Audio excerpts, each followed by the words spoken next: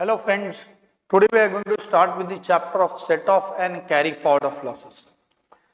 So friends, this set off and carry forward of losses is a very small chapter. There are very less chances that examiner would ask you a exclusive question on this.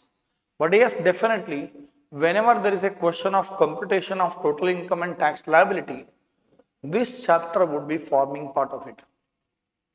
First of all, let us try to understand what do you mean by set off and what do you mean by carry forward. For explaining you this meaning of set off and meaning of carry forward, first of all, I am going to take few examples. Here friends, I have taken an example of you appearing for CA intermediate examination. Say for example, you appeared for both the groups of CA intermediate in the upcoming examination, and on the day of result, when you saw the result, you have scored different marks in both the groups, different subjects. So here on the screen you are having number of marks scored by you in each of the subjects. So group 1, paper 1 you have scored 40 marks, paper 2 you have scored 50 marks, paper 3 you have scored 60 marks, and paper 4 you have scored 70 marks. So if you take up the total, that total is how much?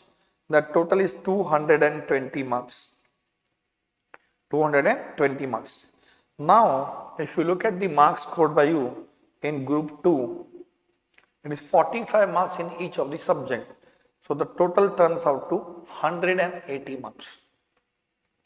See, these are the rules of ICI. You might be knowing them. If you do not know, then you will come to know about this. So in group 1 you have scored 220 marks, in group 2 you have scored 180 marks. What is the rule of ICI? If you want to pass the examination on an aggregate basis, you should score 50% marks. And individually in each subject you should be scoring minimum 40% marks. So definitely you have scored minimum 40% marks, that is 40 on 100 in each of these subjects. But the point is, have you scored aggregate 50% marks? If you look at group 2, you have scored only 180 on 200, 180 on 400. So that is less than 50%. If you look at group 1, you have scored more than 200 on 400. So definitely you have scored more than 50% marks.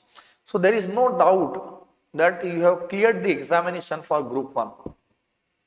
Question is whether you have cleared the examination for group 2 or not, because you should have scored at least 50% mark in aggregate. But here 50% marks means 200 on 400. Here you have scored 180 marks. You should have scored 200. You have actually scored 180. So there is a deficit of 20 here. In group 2, you have scored 20 marks less. But at the same time, if you look at group 1, you have to score minimum 200, whereas you have actually scored 220. So in group 1, you have scored 20 marks extra. Question is, have you cleared both the groups or have you cleared only one of the group? Answer is, you have cleared both the groups. You have cleared both the groups. Why? Because the deficit of 20 marks, which is appearing in group 2, is getting adjusted against the extra marks scored in group 1. So here there is a negative amount of 20. This negative amount of 20 can be adjusted against this positive amount of 20 in group 1. This is called a set off. Set off means adjusting the negative against the positive. Adjusting the negative amount against the positive amount. This is called as set off. Now friends, in group 2 you had a negative 20. Means you have scored 20 marks less as compared to average 50% marks. Whereas in group 1, you have scored 20 marks more as compared to average 50% marks. So you have adjusted your negative 20 of group 2 with positive 20 of group 1. So adjusting this negative against a positive is called as set off of losses. It's called as what? set off of losses. So in group 2, you had a loss of 20. In group 1, you had a gain of 20. So loss of 20 in group 2 is getting adjusted against gain of 20 in group 1. And hence you clear both the examination. See friends, this is called as set off of negative amount against a positive amount between two groups. This is called as intergroup set off. Intergroup set off means adjusting negative against a positive between two groups. So in this example 1, what is the conclusion? You have passed both the groups.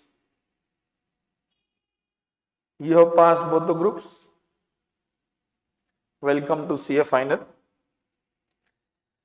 Now let me take one more example. If you are not aware about all these rules and regulations of ICI, you will come to know about that. So example number 2. For example, you appeared only for one group in the examination. You did not fill up the form for the second group because you knew that I'll be in a position to prepare for only one group. So right from the beginning, you have filled up the form for the examination only for one group.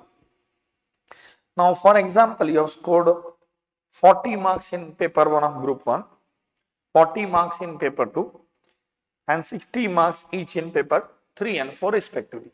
Your total is 200 marks. Point is whether you have passed the examination or you have failed the examination. For passing the examination, the rule is in every subject you should score at least 40% marks.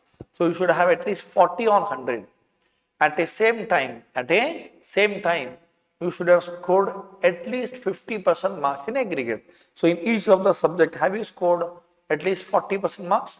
40 marks? Yes. Have you scored 200 in total in aggregate? Yes. So you have passed. The group 1. But if you look at this, CA Institute has passed the group 1. But if you look at the adjustment, what adjustment is done behind this calculation is when we say that you have to score 50% marks in aggregate, indirectly we are asking you to score on an average 50% marks. In aggregate means average 50% marks. When we say average 50% marks, for example, in every subject you score 50, 50, 50, 50, definitely you will have aggregate 50% marks and you will clear the examination. So if I compare with the average marks, you actually scored only 40 marks in paper 1, but the average marks is 50. So you had a deficit of 10 marks in paper 1.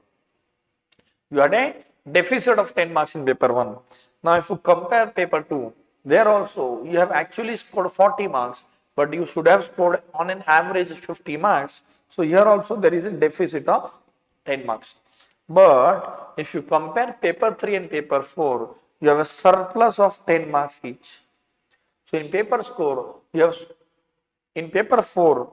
scored 60 marks. Paper 3 also, you have scored 60 marks. So in paper 3 as well as paper 4, you have scored 60 marks, whereas average marks are 50. So you have scored 10 marks extra.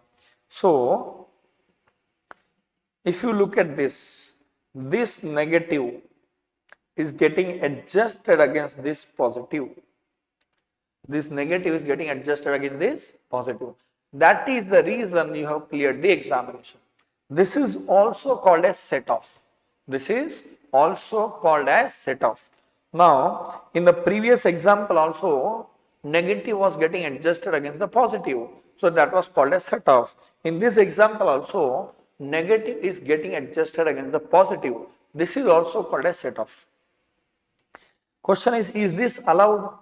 Yes, it is allowed. That is the reason you have cleared the examination. So, what is the difference between the first example and the second example? In the second example, your negative of one subject is getting adjusted against the positive of another subject. Means you are setting off loss of one subject against the gain of another subject. Both the subjects are within the same group. This adjustment of loss against again, we can call it as intra-group set-off. Intra-group set-off means within the group. But we don't use the word intra, we use the word inter. Therefore, instead of using the word intra-group set-off, I'll be using the word inter-subject set-off. Inter-subject set-off means set-off between two subjects. So, this can be called as inter-subject set-off, also called as intra-group set-off. But we will not use the word intra, instead we will use the word inter. So, we will say here it is a inter-subject set-off. In example 1, it was an inter-group set-off, whereas in example 2, we are having an inter-subject set-off. So friends, you might have understood few rules of CA Institute with respect to how much marks you are supposed to score. Now let us move on to third example. Third example, group 1, you appeared for examination, you scored 30, 40, 50 and 70 marks. So your total is 190. Your total is 190. Rule is you will pass, will be considered as pass if you have scored on an average 50% mark in aggregate and individual subject, your score should be minimum 40%. So if you look at this, in group 1, paper 1, your marks are only 30. Your marks are only 30. So you have scored less than 40% marks. So definitely you are not passed, you have failed. Aggregate also you should have scored 200 on 400, but your score is 190. Your score is 190. In other words, you have failed the examination. Now, very important point is, on an average, you should score how much? 50% marks. So on an average, you should score 50% marks, that is 50 marks. In paper 1, there is a deficit of 20 marks. In paper 2, there is a deficit of 10 marks. In paper 3, there is no deficit. Whereas in paper 4, you have a surplus of 20 marks. In paper 4, you are having a surplus of 20 marks. Now, very important point we noted is, here you have definitely failed the examination. Here you have definitely failed the examination. But very important point is, in paper 4, you have scored more than 60% marks. If you score 60 or above 60, then you are exempted. You are exempted from appearing for that particular paper in the subsequent attempt. So in subsequent attempt, you need not appear for paper 4. So in subsequent attempt, when you appear for the examination, you can appear for paper 1, paper 2 and paper 3. Now listen to me carefully. Now my question is, you have scored 20 marks extra. You have scored 20 marks extra as compared to average marks in paper 4. Average marks you should have scored is 50, but you actually scored 70. So you have scored 20 marks extra as compared to the average marks. Now can you carry forward this to the next attempt? Can you carry forward this to the next attempt? Whether the carry forward to the next attempt is allowed or not? Answer is yes, it is allowed. Answer is yes, it is allowed. So in the next attempt, say for example, you appeared for group 1 only. You scored 40 marks in paper 1, 40 marks in paper 2 and 50 marks in paper 3. And your 70 marks which you had scored in paper 4 earlier, that entire 70 will be writing against paper 4. In the paper 4, in your mark sheet, they would write paper 4E. E means you had scored an exemption in the earlier attempt. Now, if you take the total, is 70 plus 50, 120 plus 40 is 200. So have you passed the examination? Answer is yes, you have passed the examination. Now, friends, this positive, which was extra marks scored as compared to an average score of 50 marks, this positive of 20 is allowed to be carried forwarded to the next attempt. Is allowed to be carried forwarded to the next attempt. In next attempt, you can utilize that. See, in next attempt, paper 4 we have written 70 marks. In other words, that 20 is part of 70. The 20 is part of 70. This is called as carry forward. This is called as what? Carry forward of marks from one attempt to another. Now friends, let us take the last example now. Let us take the last example. Thereafter, I will move on to the actual chapter, that is set off and carry forward of losses. Here I have example number 4. You appeared for both the papers. You appeared for both the papers. In every paper you have scored 60 marks. Every paper. See how you kept the target, I do not know. Every paper you have scored exact 60 marks. So your total is 240 marks. 240 marks. For clearing the examination, you should score at least 40% in each of the papers. And on an average, you should score 200 marks on 400. That is 50%. So in every paper, you have scored at least 40%. And if you take up the aggregate, that is also more than 50%. So definitely you have cleared both the groups. Here you have passed the examination. But the point is, on an average, you should score 50% marks on an aggregate basis. So you should have scored 200. You have scored more than 200. So you have scored 40 extra. In group 2 also, you have scored 40 extra. So how much extra you have scored? You have scored 80 extra marks. Question is, can you say to the ICI that I will carry for this 80 marks to CA final? Can you say this? Answer is no. Because ICI says such carry forward from the standard to the next standard is not allowed. In the previous example, you were carrying forward the 20 marks from the same standard to the same standard, whereas in example number 4, you are carrying forwarding, you are trying to carry forward your extra marks from CA intermediate to CA final. That is not allowed. That is not allowed at all. So friends, these were the rules with respect to set off and carry forward of marks as per the ICI. As per the ICI. Here you might have understood the meaning of two words. Number 1 is set off and number 2 is carry forward. What do you mean by set off? Adjusting a negative against a positive. This is called a set off. What do you mean by carry forward? If you have scored something extra, you can carry forward to the next attempt for the same standard. That is called as carry forward. Here we also understood something called as inter-group set off. Adjusting the negative against the positive between two groups is called as inter-group set off. We also understood inter-subject set off. Inter-subject set off means adjusting the negative of one subject with positive of another subject. These are the rules of set off and carry forward of losses. These are the rules of set off and carry forward of losses, means marks which are made by the ICI. Similarly, some rules are made by Income Tax Act 1961 for setting off and carrying forward your losses. So now friends, let us actually move on to the chapter that is set off and carry forward of losses. Now we'll understand the rules with respect to set off and carry forward of losses which are made by the Income Tax Act. So I took you through the examples which helped you to understand what is set off, what is carry forward. Now we'll take the examples which are connected to income tax.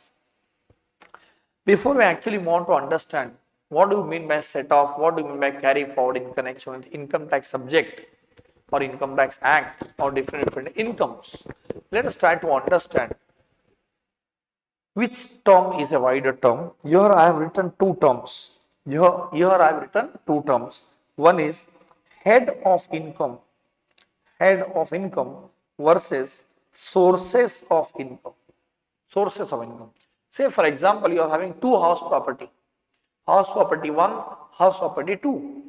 House property 1 is let out property. House property 2 is self-occupied property. So, house property 1 is one source of income. House property 2 is another source of income. But both these sources of income are falling in the same head of income, that is income from house property. So, income from house property is a head of income, whereas property 1 and property 2, they are sources of income. Let us take one more example. For example, you are doing business of textile as well as oil and gas. Reliance Industries is into the business of textile as well as oil and gas. Here they are into two businesses, but income from both the business would be taxable under the same head, profits and gains of business or profession. So profits and gains of business and profession, this is the head of income. But within that head, you are having two separate businesses, two unique businesses, textile business and oil and gas business. So this oil and gas business and textile business, they are sources of income. They are sources of income. Whereas profits and gains of business profession is a head of income.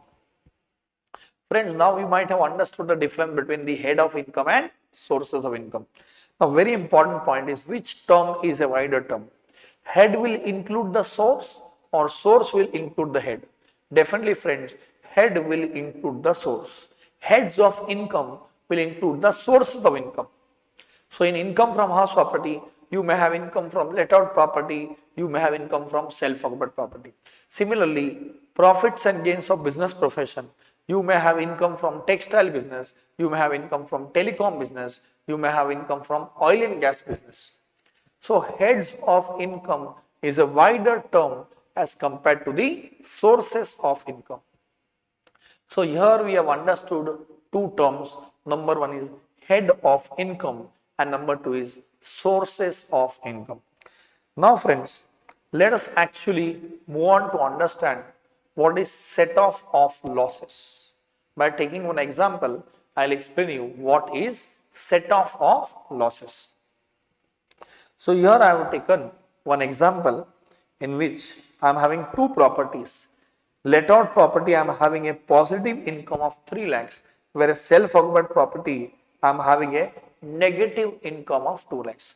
Can I adjust this negative income of self-occupied property against a positive income of let out property? Answer is yes, such kind of adjustment is allowed. This is called a set off. After adjusting my negative amount against a positive amount, I am left with 1 lakh positive. This is my total income from house property.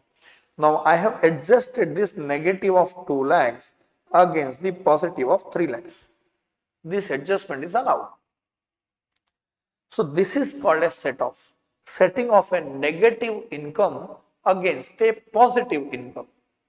But friends, have I adjusted the negative of one head with the other head of income? Answer is no. I have adjusted negative income of one source with positive income of another source.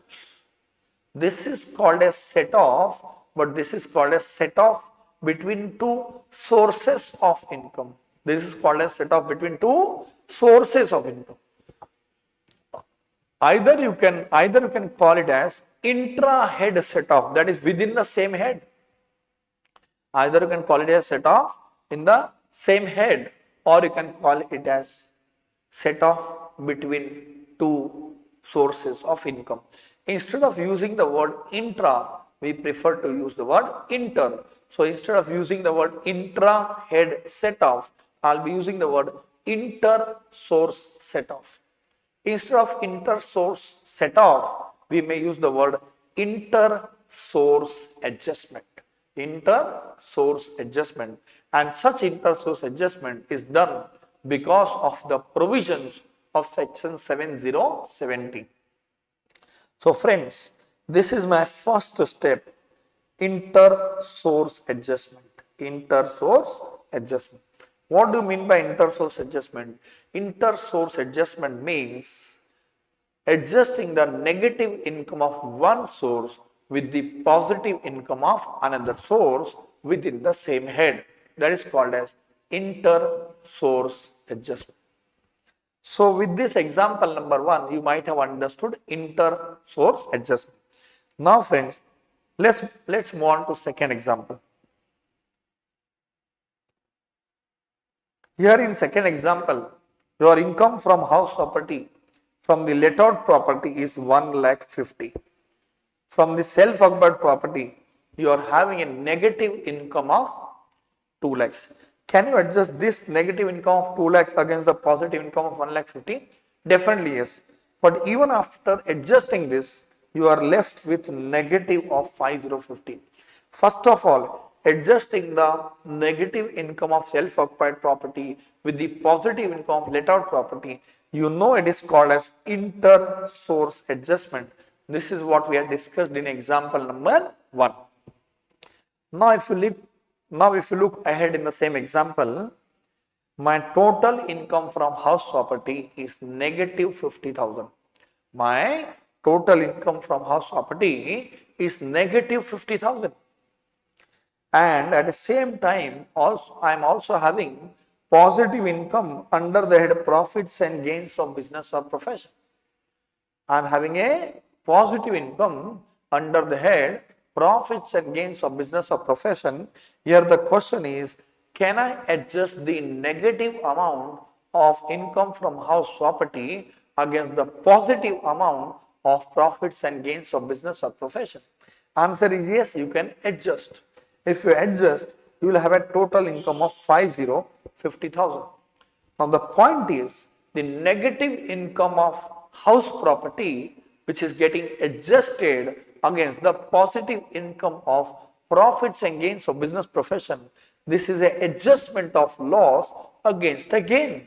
Definitely it is adjustment of loss against a gain. It is also called a set off.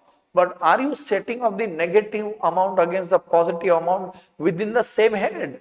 Answer is no. You are adjusting the negative against the positive between two different heads of income.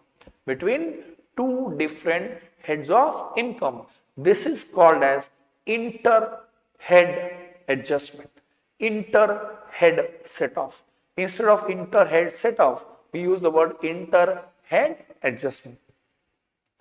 So, this is inter-head adjustment. The example 2 was taken to make you understand what do you mean by inter-head adjustment. So, till now friends, you have understood two terms. Number 1 is inter-source adjustment and number 2 is inter-head adjustment. Now friends, let's move on to understand example number 3. We'll try to understand example number 3. See, example number 3, my income from let out property is 1,50,000 positive. Income from self-occupied property is 2 lakhs negative. I will adjust this. This is called as inter-source adjustment. That is my step number 1. After adjusting that, my total income from house property is minus 50,000. My total income from house property is minus 50,000. But against, now I am left with only one positive income, that is profits and gains of business or profession, and that amount is only 25,000. So question is, can I adjust the negative of 50 against the positive of 25? Answer is no. You can adjust only to the extent of 25. So I'll try to adjust this negative 50 against the positive 25 to the extent of 25. To the extent of 25. This is called as inter-head adjustment. This is already explained to you in example number 2. Now, after adjusting the negative against the positive, I am still left with negative income. And this negative income definitely pertains to which head? It pertains to income from house property head. So after adjusting all the negatives against the positives also, I am left with a negative amount. I need to identify this and I need to keep a track of this as to this negative belongs to which head of income.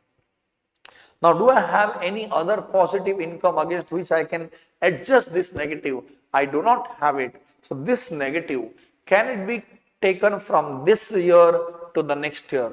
Can I take this amount of negative income from the current year to the next year, and can I adjust against the next year's income? Answer is yes, that is allowed. This is called as carry forward of amount from one year to another, and in that another year, in the succeeding year, in the next year, we will adjust that negative against some other positive income. Therefore, it is called as carry forward and set off. It is called as carry forward and set off. So, we are carrying forward this negative income from the current year to the next year. This is my step number 3. This is my step number 3, carry forward of losses. So, I have explained you 3 different steps with the help of 3 different examples. Now, the question is, this negative definitely you can carry forward to the subsequent year, and you can adjust against the positive income of subsequent year. But what if you do not have any positive income in the subsequent year? Can you still carry forward the next year? And what if you don't have any positive income in next year? Then what? How many years I will carry forward this negative income? So government says generally we allow you to carry forward this for 8 succeeding years. Generally we allow you to carry forward this negative income for 8 succeeding years. In other words, loss which has arisen in year number 1 can be carried forwarded up to year number 9. 1 plus 8, that is 8 succeeding years. Current year plus the next 8 years, that is called as 8 succeeding years. So, loss which has arisen in year number 1 can be carried forwarded up to end of year number 9. If you could not set off up to the end of year number 9, then that loss will lapse. That loss will lapse means then you will not be allowed to set off. Year number 1 losses can be carried forwarded up to year number 9. Similarly, year number 2 losses can be carried forwarded up to year number 10. Year number 3 losses can be carried forwarded up to year number 11. Year number 4 losses can be carried forwarded up to year number 12, so on and so forth. Current year, that is the year in which the loss is incurred, plus the upcoming succeeding next 8 years. This is called as carry forward. So friends, I have taken 3 examples. Example number 1, I explained you inter-source adjustment. Example number 2, I have explained you inter-head adjustment. Inter-head adjustment. Example number 3, I explained you carry forward of loss from this year to the next year, which is generally allowed for 8 succeeding years. So friends, with this example, with these 3 examples, you might have understood what is set off of losses and what is carry forward of losses.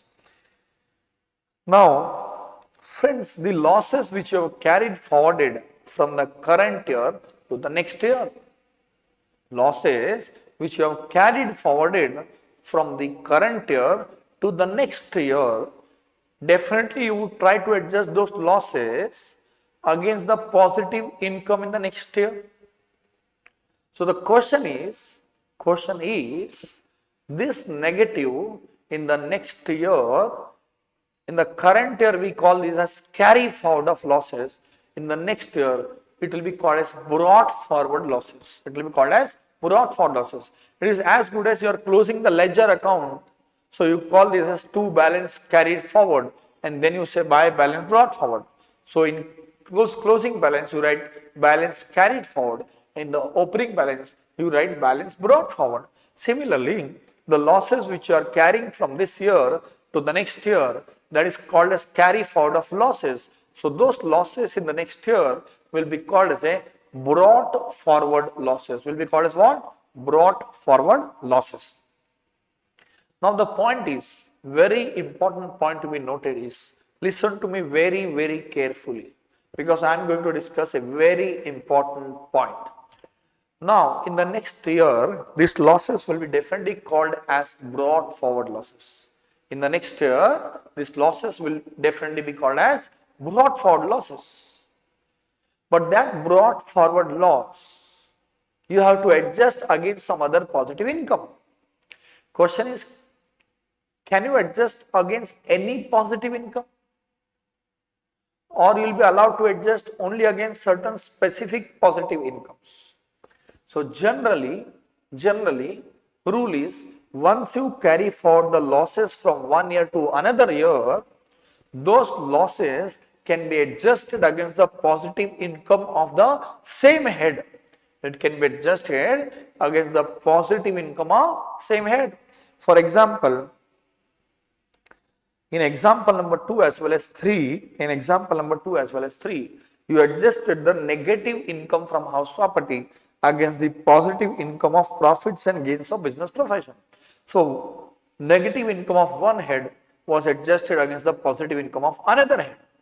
Thereafter, if you look at example number 3, this 25,000 is an unadjusted loss under the head income from house property. This will be carried forward into the next year. Next year, you will have brought forward loss under the head income from house property. So next year, this loss will be adjusted against which head? Can it be adjusted against positive income of any head?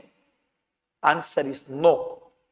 It cannot be adjusted against positive income of any head. It can be adjusted against positive income of same head. It can be adjusted against the positive income of same head. So, we say that the brought forward losses are allowed to be adjusted within the same head. In other words, in case of brought forward losses, inter-source adjustment is allowed. But these brought forward losses cannot be adjusted against some other heads. Meaning thereby, if I have a brought forward loss under the head income from house property, I cannot adjust against the income of profits and gains of business or profession. Meaning thereby, the brought forward losses, inter-head adjustment is not allowed. So in case of brought forward losses, inter-source adjustment is allowed, but inter-head adjustment is not allowed. Now let us try to understand this with the help of an example. So here we have example number 4 in front of you. Say for example, there is previous year 1920. In the previous year 1920, in income from house property, for a let out property, you had a positive income of 1,50,000. You had a positive income of 1,50,000. And in case of self-occupied property, you had a negative income of 2 lakhs. So definitely this negative can be adjusted against the positive income of let out property. This is adjusted. This is adjusted. Now you do not have, now you are left with what? Now you are left with negative 50,000. Now say for example, in the current year, you do not have any other positive income. So what you will do, this negative of 50,000 will be carried forwarded to the next year. This carried forwarded loss will become the brought forward loss in the next year. It will become the brought forward loss in the next year. What is the next year? Next year is previous year 2021. Now this carried forward will become the brought forward loss. Will become the brought forward loss under which head? Under the head income from house property. How much brought forward loss you are having? You are having a brought forward loss of 50,000 rupees. You are having a brought forward loss of 50,000 rupees. Now friends, let us try to understand what would be the treatment of this brought forward loss in the next year. Previous year 2021, that is the next year, succeeding year, I am having an income from house property, positive income of 2,50,000. Income from self-occupied property, 2,50,000 is the positive income of let out property and 2 lakhs is the negative income of self-occupied property. Definitely I would adjust this negative against the positive. First of all, you have to do adjustments of the current year only. It is mandatory. It is mandatory. Do the adjustment of current year. See, you can't say that this negative 50, first I will adjust against this positive 2,50,000 of the current year. No. Otherwise, what is the point of giving you a time limit of 8 years? Old losses will adjust and new losses will get a fresh period of 8 years. That is not allowed. First of all, you have to adjust the loss of the current year against the gain of the current year. Thereafter, if some gain is left, then the brought forward losses can be definitely adjusted. So, what I am doing is I am adjusting loss from a self-occupied property of the current year, that is 2021, with the gain of let out property of the current year, that is 2021. After adjusting this, I am having a positive income of 50,000. Question is, I had a brought forward loss of 50,000 under the head income from house property. Can I adjust that brought forward loss, that is negative 50, against this positive 50 of the current year? Answer is yes. Answer is yes. This is called as brought forward inter-source adjustment. This is called as what? Brought forward inter-source adjustment. See, in the current year, I adjusted this negative 2 lakhs with the positive 2 lakh 50. This is also a inter-source adjustment only, but it is current year inter-source adjustment. This is current year inter-source adjustment, and this is brought forward inter-source adjustment. Now, this inter-source adjustment,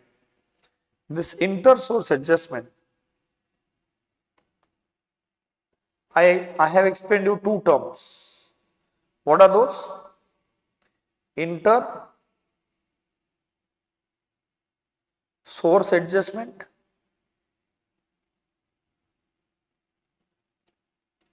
and number two was inter-head adjustment. Inter-source adjustment and inter-head adjustment. What do you mean by inter-source adjustment? Inter-source adjustment means adjusting the negative against the positive within the same head between two sources of income. So this now I am dividing in two parts. Number one is current year inter-source adjustment. Current year inter-source adjustment.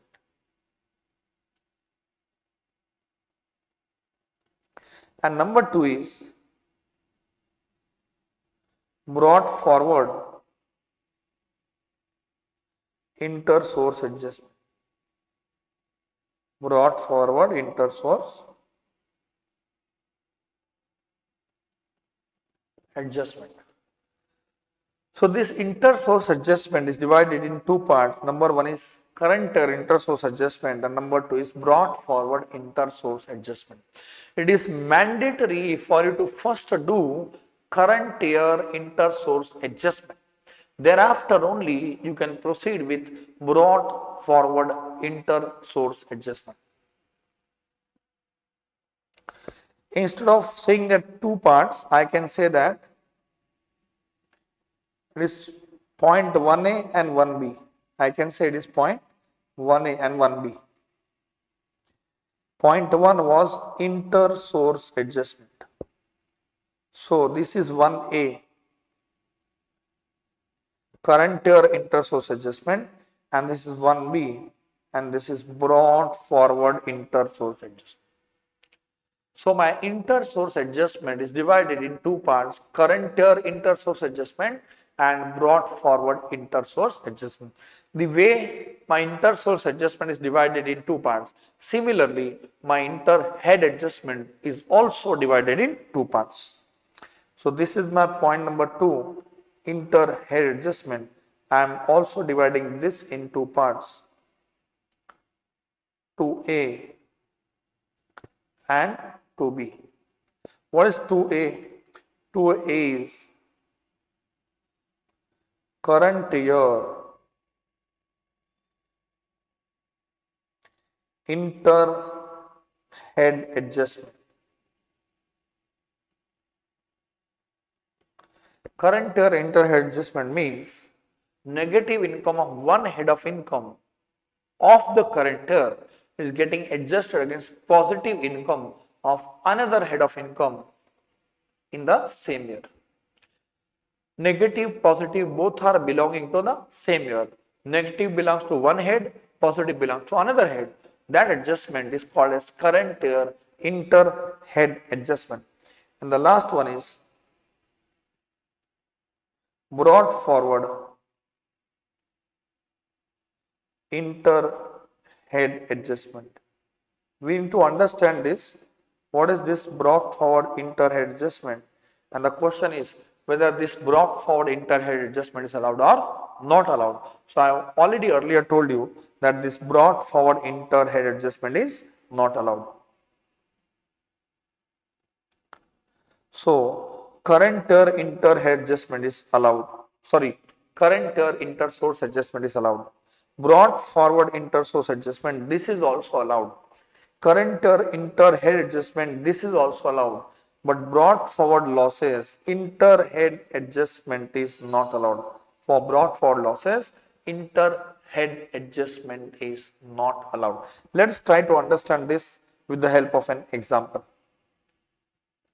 Here I have example number 5 in front of you. Example number 5. Inter-head adjustment of brought forward losses. This is the point which I am trying to explain you. See, previous year 1920, let out property, positive income of 150, self-occupied property, negative income of 2 lakhs. Can we adjust this against each other? Answer is yes. What this will be called as current year inter-source adjustment. Current year inter-source adjustment.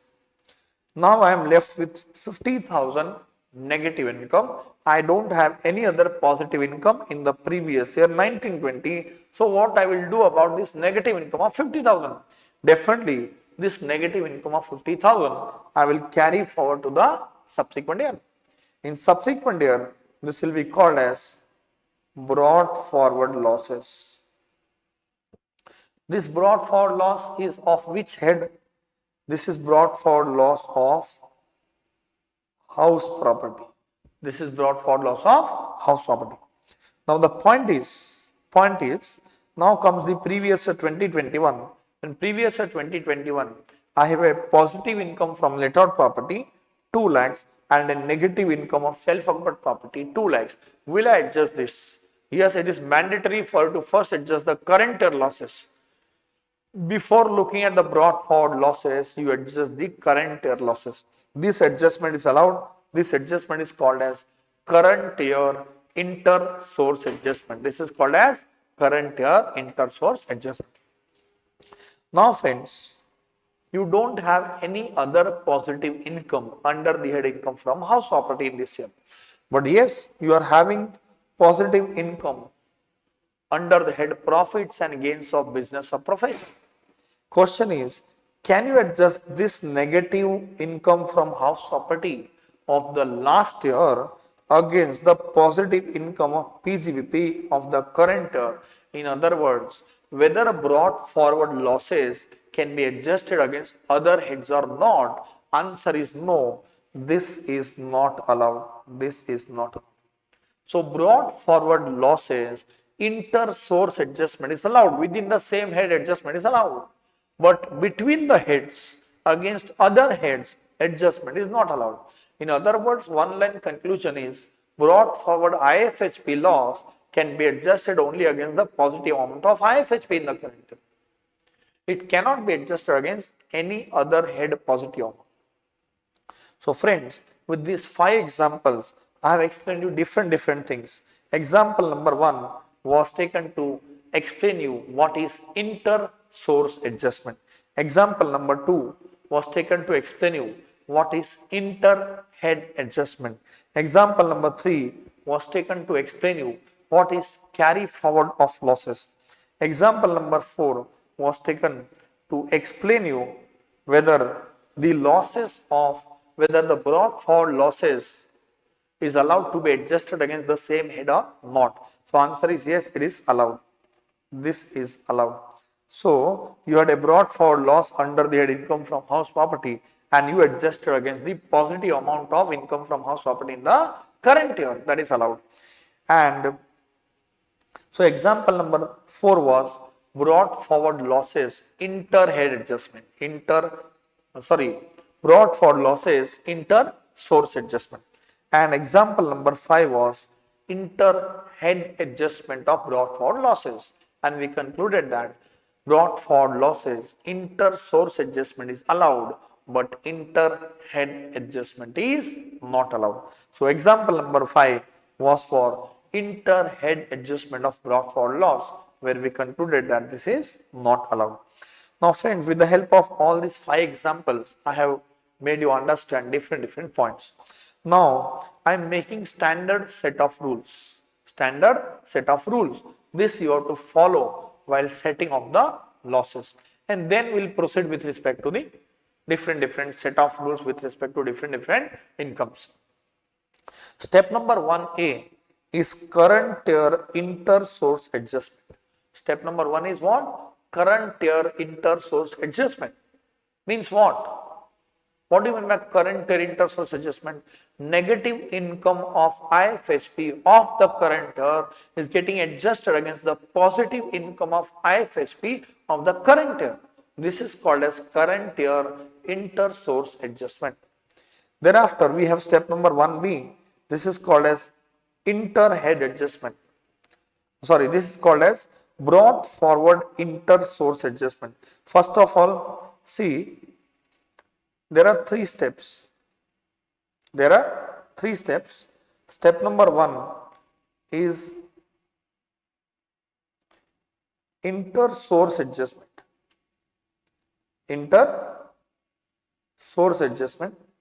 Step number 2 is inter-head adjustment. And step number 3 is carry forward of losses. This step number 1 and 2, they are bifurcated into 2 parts.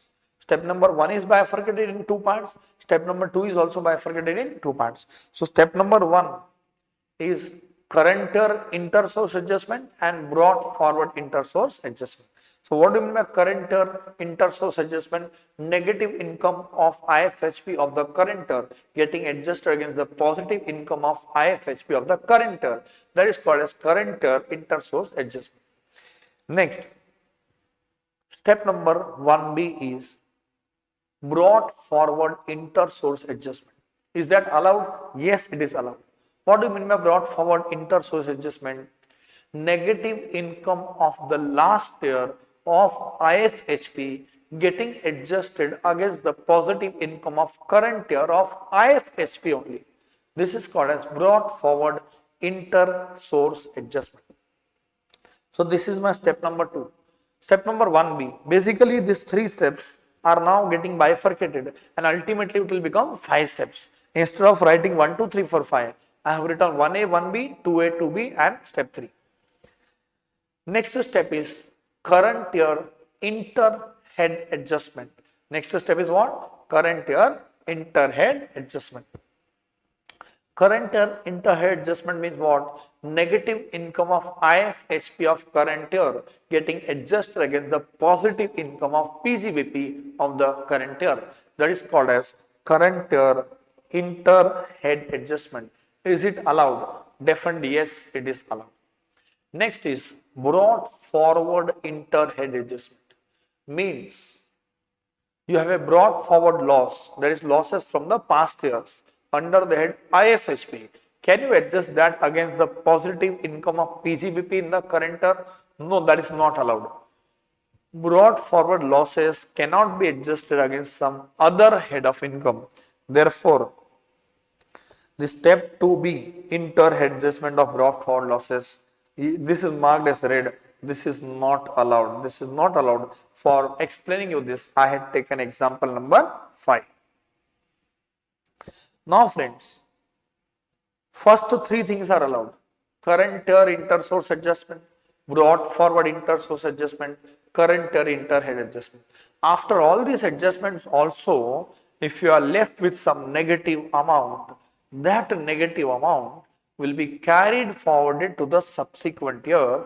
That is called as carry forward of losses, and such losses are generally allowed to be carried forwarded for 8 succeeding years.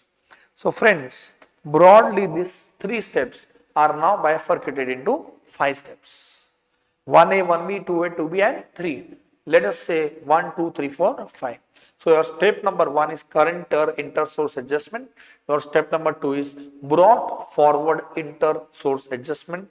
Your step number 3 is current year inter-head adjustment. Step number 4 is brought forward inter-head adjustment. Generally, brought forward inter-head adjustment is not allowed, but yes, there are certain exceptional situations. And the last step, that is step number 5, is carry forward of losses. So friends, here I have explained you steps which are involved in set off and carry forward of losses. It is mandatory for you to remember these steps, and while setting off the losses, you have to set off in this order itself. These steps are required to be followed very strictly. So friends, here I have completed the explanation of 5 steps. So friends, we have discussed 5 steps with respect to set off and carry forward of losses. Keeping in mind these 5 steps, now let's move on to discuss the set off and carry forward rules with respect to different losses under different heads. I have summarized the chapter for you here on page number 274 and 275. This entire chapter is summarized. So I am explaining you this chapter from the summary notes, and you should also refer the summary notes for the preparation.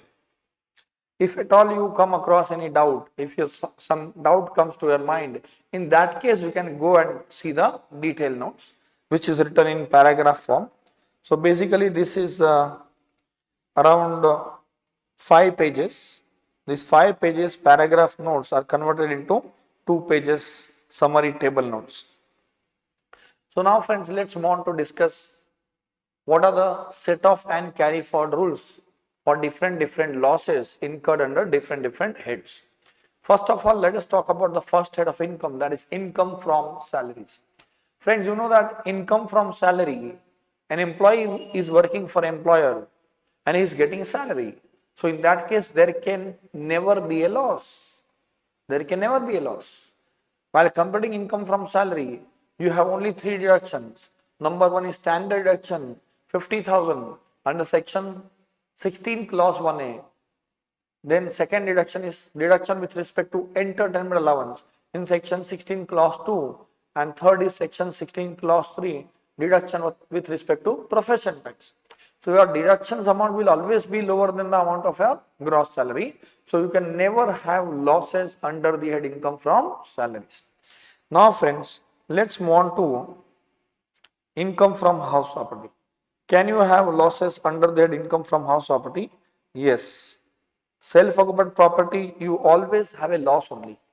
Lettered property also, if your deductions are more than the amount of income, there can be a loss. So your first point is serial number. First column is serial number. Second column is nature of loss. So it is losses under income from house property. Can you set off in the current year? If you have loss in the current year, can you set off in the current year? Definitely yes. Can you set off under the same head? Yes, this is called as inter-source adjustment, that is allowed. When we say allowed, meaning thereby, yes, adjustment of negative against the positive is allowed. Next, can you set off under other heads? That is, can you do inter-head adjustment? Current year IFHP loss can be adjusted against the current year PGBP gain.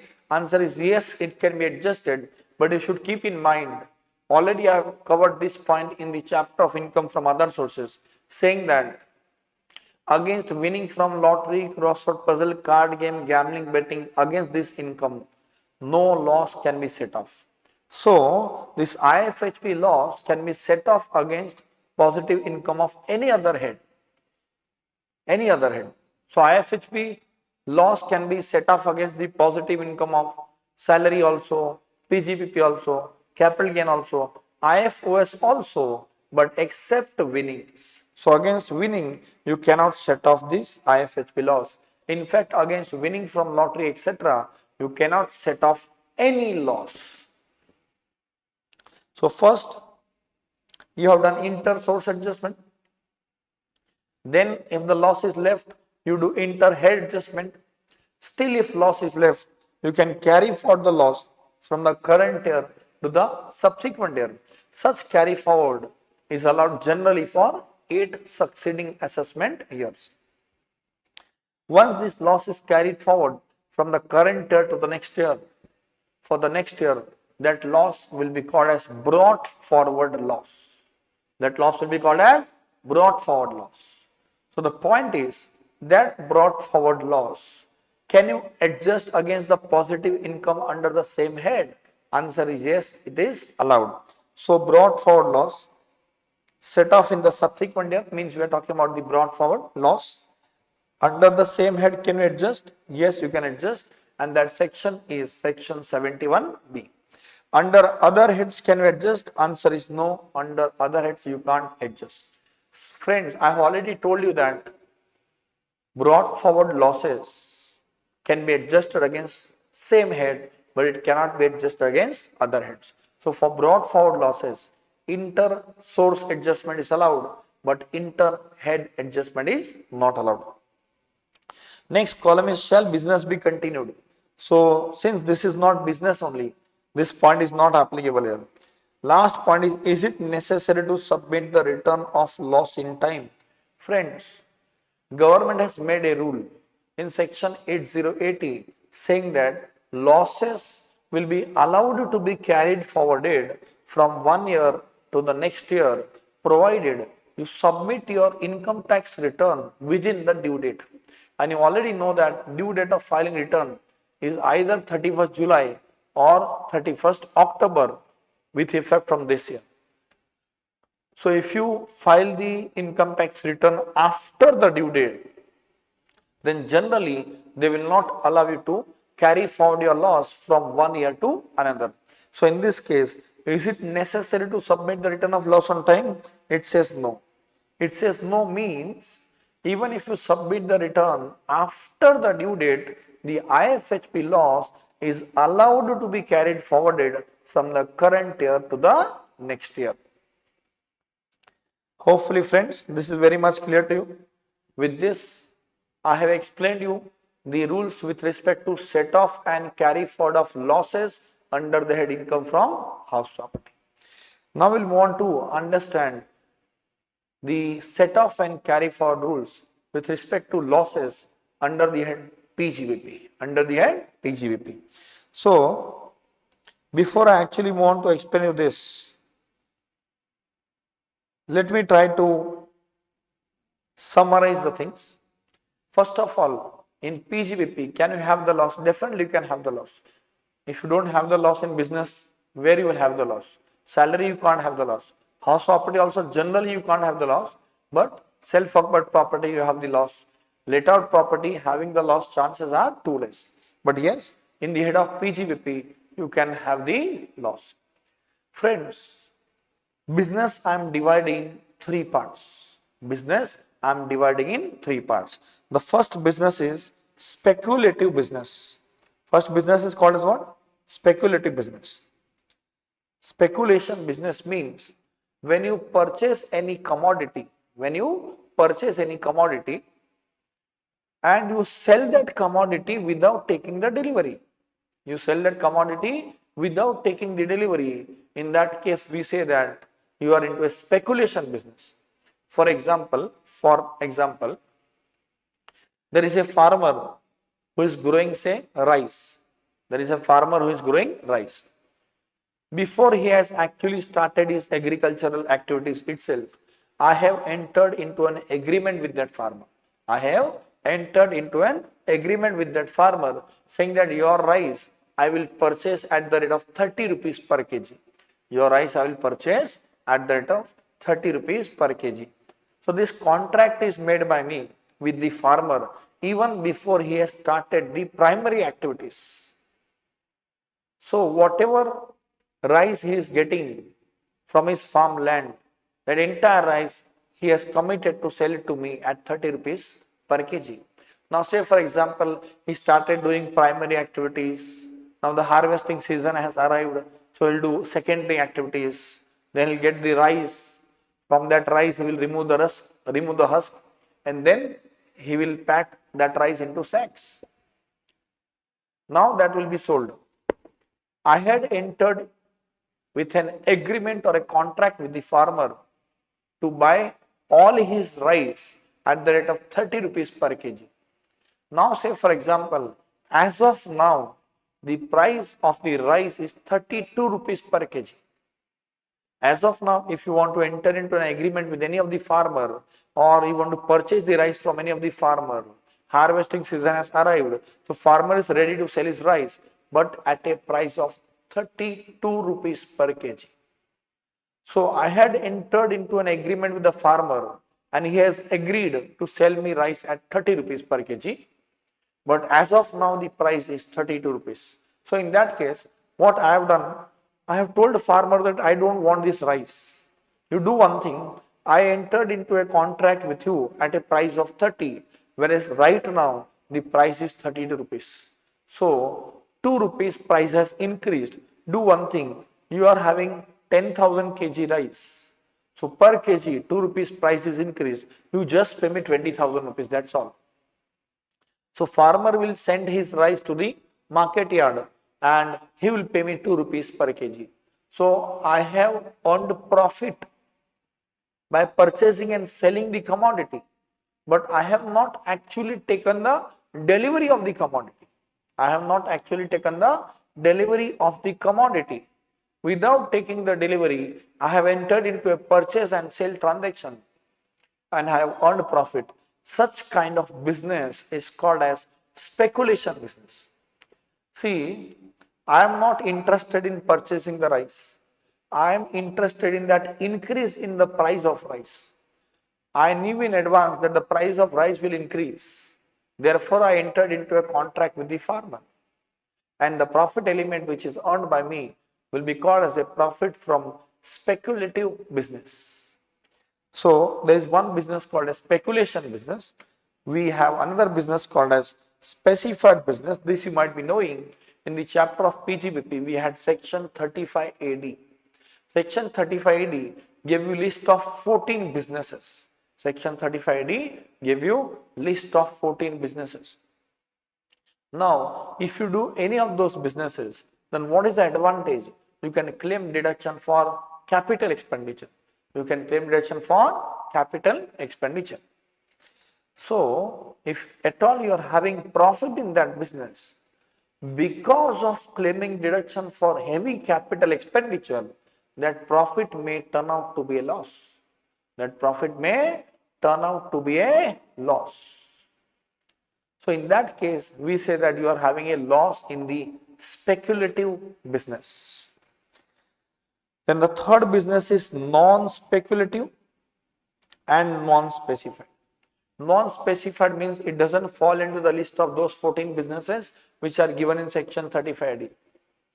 And non-speculative means I am taking the delivery and I am selling the goods, thereby I am making profit.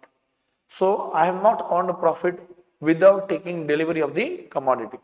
So that business will be called as non-speculative as well as non-specified. In other words, the business which is neither speculative nor specified business can be termed as non-speculative, non-specified business. Now friends, let us try to understand the rules with respect to set off of business losses of three different types of businesses. First, I am just discussing with you the rules with respect to inter-source adjustment. Means whether the loss of one business can be adjusted against the gain of another business or not. Generally, it is allowed, but here there are certain restrictions. So here we'll understand the inter-source adjustment rule with respect to setting off the business losses, and we'll also understand the carry forward rules with respect to the business loss. First of all, it is speculation business. So here we are saying that loss from a speculation business can be adjusted only against gain from any other speculation business. For example, I am doing speculation in rice. I am also doing speculation in pulses. In rice, in speculation, I have earned a positive income. In pulses, in a speculation, I have incurred a loss. So loss of a speculation business in pulses, that loss can be adjusted against gain of speculative business of rice. That loss can be adjusted. So the rule is loss of a speculative business can be adjusted only against gain of any other speculative business. In other words, loss of speculative business cannot be adjusted against profit of non-speculative, non-specified business. It can also not be adjusted against the profit of specified business. So it is allowed to be adjusted only against the speculative business. So loss from a speculative business, loss from a speculative business.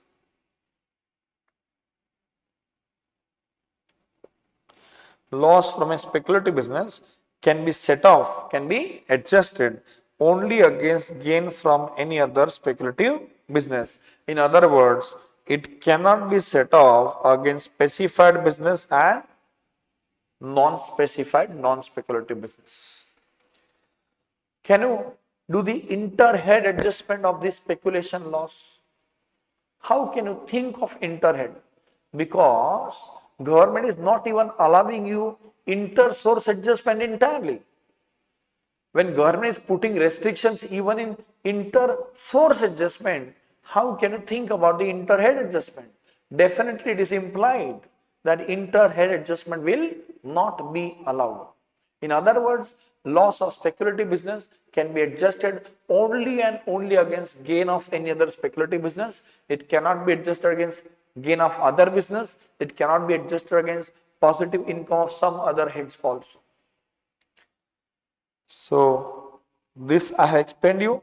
Last point, carry forward of loss is allowed. In speculation business, if you have incurred a loss, in a speculation business, if you have incurred a loss and you don't have any positive income in any other speculation business, then you can carry forward this loss from the current year to the next year. Generally, carry forward is allowed for a period of 8 succeeding assessment years. Generally, carry forward is allowed for 8 succeeding assessment years. But here, carry forward is allowed only for 4 years. Carry forward is allowed only for 4 years. Why so? Because government believes that generally people who are engaged in this speculation business, they might be rich persons, financially strong enough. So government says, let us take the advantage of the situation. Therefore, government says we will allow carry forward only for 4 years. So friends, we have understood the set off and carry forward rules with respect to losses incurred under the speculation business. Similarly, now let's proceed to understand the set off and carry forward rules with respect to losses incurred under a specified business. Friends, even if you have a profit under speculation, even if you have a profit in the specified business, that profit may turn out to be a loss because of claiming deduction for heavy capital expenditure. You know that list of 14 businesses is given in section 35 AD. For that 14 businesses, if you incur the capital expenditure, that capital expenditure can be claimed as deduction. That capital expenditure can be claimed as deduction.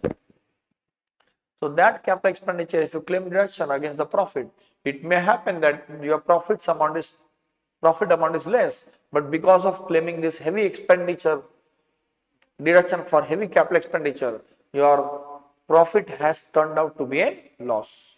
Now the question is, can you set off this loss against any other business income like speculative income or non-speculative, non-specified income? Answer is no. Government says loss from a specified business can be adjusted only and only against gain of any other specified business or maybe same specified business. In that specified business, you are having loss in the current year. That doesn't mean you will have a loss throughout the life. That doesn't mean that you will be having a loss in future period also. So government says if you have incurred a loss in a specified business, we will allow you to set off that loss only against gain from a specified business. If you don't have any other specified business, kindly carry forward this loss to the subsequent year and set off against the profit in the subsequent year. Now you may ask a question, but every year I will be having a deduction for capital expenditure. So year after year I will be having losses only. So when I will set off, my time period of 8 years would expire. So government says here we are not putting the restriction of 8 years. Government says here we are not putting the restriction of 8 years. So you can set off the loss for infinite period of time. You can set off the loss for infinite period of time. In other words, generally carry forward is allowed for 8 years. Here carry forward is allowed for infinite period of time. So you can set off your losses in future period whenever the profit arises. So let us look at this. So let us look at this loss from specified business. So here point number 1 I have written, point number A, loss from specified business can be set off only against gain from any other specified business. Only against gain from any other specified business. So this rule is similar to speculation. Loss of a speculation business can be adjusted only against gain of speculation business. Similarly, loss of a specified business can be adjusted only against gain of a specified business. In other words, it cannot be set off against gain of speculative business and non-speculative, non-specified business. Can you carry forward that loss? Yes, you can carry forward. Now question arises, can you adjust that loss against any other head of income like IFHP, capital gain, etc.? See, once again the same point I am telling you. The same point I told you in speculation business also. When government is putting so much restriction, even in case of inter-source adjustment, how can you think that government will allow you inter-head adjustment? So definitely loss of a specified business can never be adjusted against gain of any other head of income, because we are not even allowing you to set off the loss of a specified business against the positive income of some other business income. Therefore, don't think about the adjusting the specified business loss against positive income under some other head. Can you carry forward the loss? Yes. Carry forward of loss is allowed for infinite period of time. Losses will be allowed to be carried forward for infinite period of time. Now friends, we move on to the last business, and that is non-speculative, non-specified. That business is non-speculative and non-specified. Loss of non-speculative, non-specified business can be adjusted against gain of any business. Loss of non-speculative, non-specified business can be adjusted against gain of any business. Any business means any business. Can you adjust the loss of this business against the gain of speculation business? Yes. Can you adjust the loss of this non-speculative, non-specified business against the gain of specified business? Yes. Can you adjust the loss of non-speculative, non-specified business against the gain of any other non-speculative, non-specified business? Definitely yes. In other words, loss of non-speculative, non-specified business can be adjusted against gain of any business. So here we have written can be set off against gain from any business.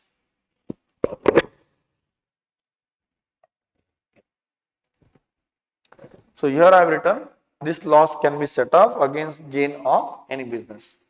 Now the point is, can you set off the business loss against any other head of income? In other words, can you set off the business loss against the positive income from house property? Can you set off the business loss against income from capital gain? Can you set off the business loss against income from other sources? So government says business is a risky source of income. Business is a risky source of income. So, we will not allow you to set off this loss against the positive income of safest source of income. Which is the safest source of income? Salary is the safest source of income. So, government says we will not allow you to set off the business loss against salary income. But can you adjust this business loss against capital gain? Yes.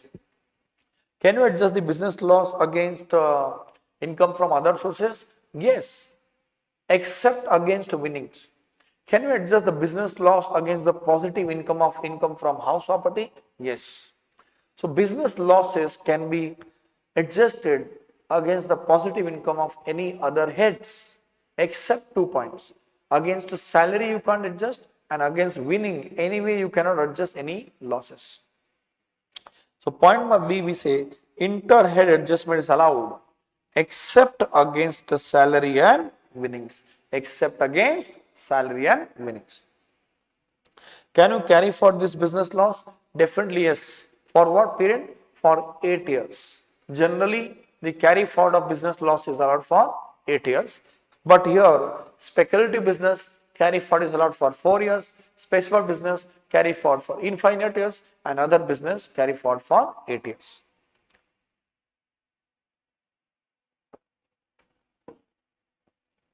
So friends, let's move on to our summary notes on page number 274.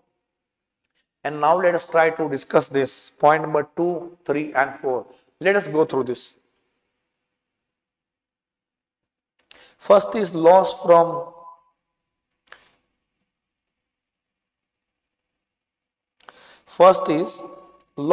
speculation business.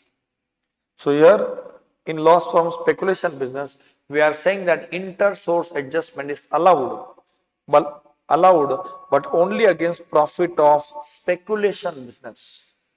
Only against profit of speculation business. Inter-head adjustment is not allowed. Carried forward is allowed for 4 years. The losses carried forward from the current year to the next year will be considered as brought forward losses in the next year. That brought forward losses, can you set off in the same head? Yes. Other heads? No. But in same head also, here there is a restriction. In same head also, here there is a restriction. So, here it is allowed to be set off only against the gain of speculation business. Against other heads, there is no question of setting of this against other heads. Shall business be continued? No, not necessary. If you are into a speculation business and you are incurring losses continuously, then you can stop the business. Now you may think that if I stop the business, then I will not have profits. Then how will I set off my losses? You might be having 2 speculation businesses. Maybe you are doing speculation in rice as well as in pulses. So, if you are incurring losses in the speculation of rice, they are not having a good judgment in speculation of rice, you can stop the rice speculation business. You can continue with your pulses speculation. In that case, you will have a gain in pulses speculation business. You can set off the loss here. So, that is allowed. But you can stop the speculation business. Is it necessary to submit the return of loss on time? Yes.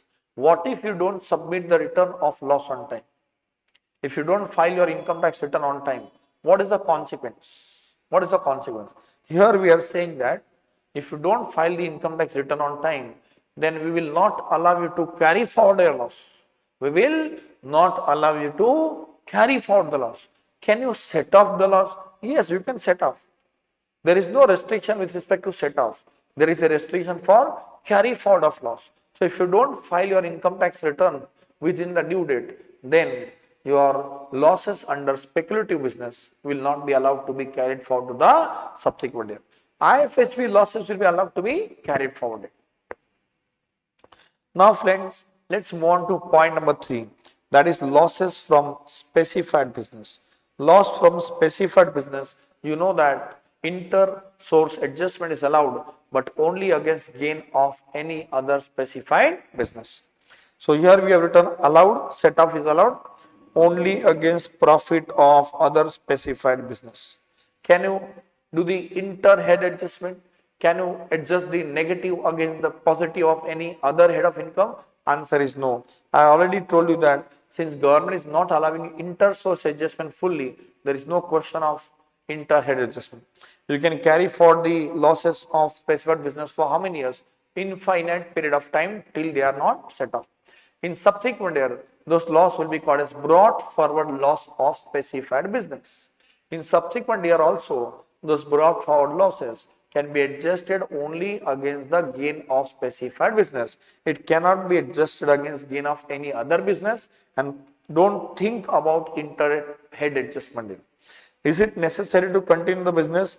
No. If you feel that you are incurring losses year after year and is not viable, then you can stop the business. Is it necessary to submit the return of loss on time? Yes.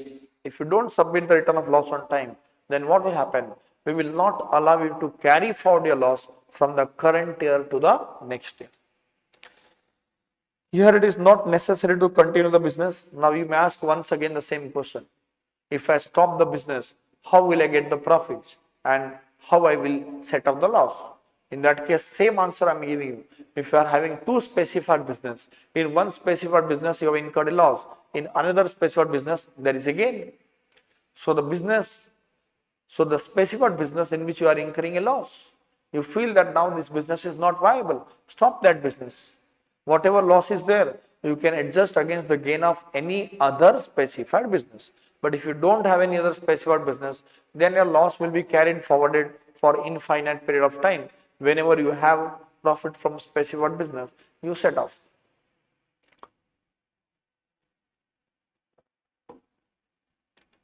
Now friends, let's move on to fourth point, that is loss from non-speculative, non-specified business. Loss from non-speculative, non-specified business. Loss from non-speculative, non-specified business. Inter-source adjustment is fully allowed. Inter-source adjustment is fully allowed means within the same head, you can adjust against profit of any business.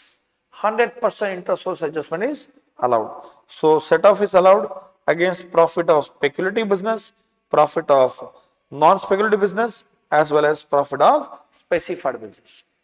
Can you do inter-head adjustment? Yes, except against income from salary and except against winnings. Why you can't adjust the business loss against the salary income? Generally, person will either have salary income or he will have business income. He can't have both. If at all he is having both and he has incurred loss under business, he cannot set off against salary because business is a riskier source of income, whereas salary is the safest source of income. Government says we don't want to allow the set off of riskier source with the safer source. Therefore, government says business losses cannot be set off against income from salaries and it cannot be set off against winning. See, against winning you can't set off any loss, forget about it.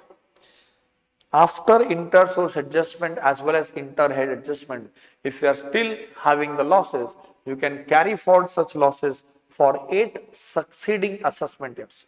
You can carry forward the losses for 8 succeeding assessment years.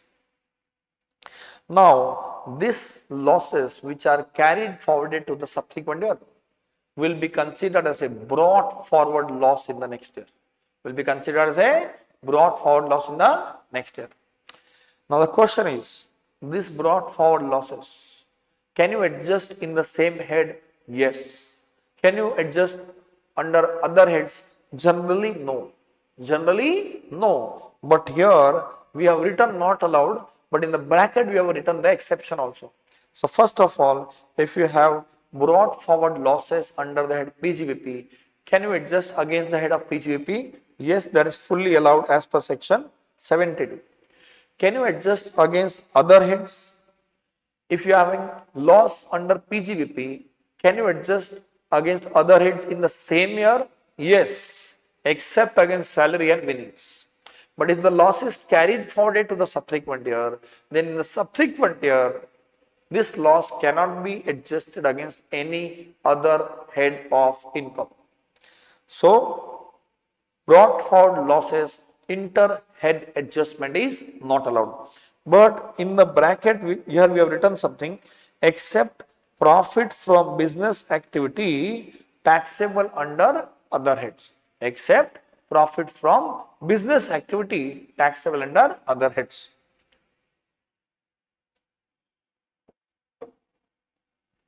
What is the meaning of this? That I will try to explain you. See, in the chapter of income from other sources,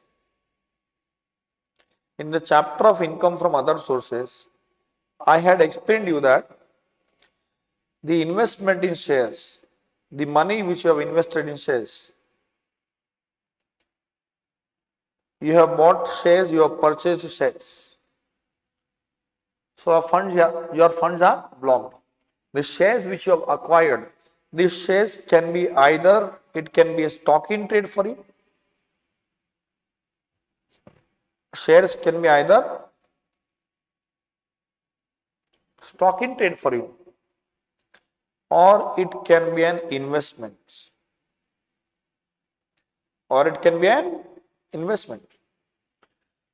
Friends, generally income earned from investment is taxable under income from other sources, whereas income earned from stock in trade is taxable under the head PGBP.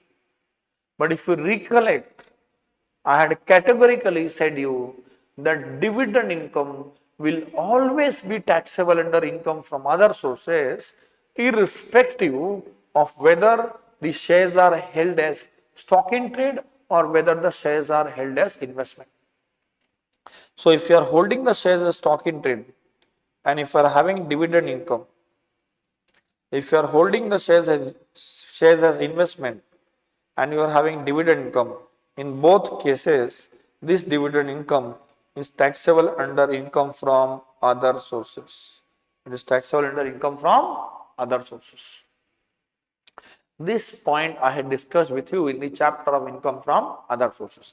Now listen to me very carefully. When we say that shares are stock in trade for you,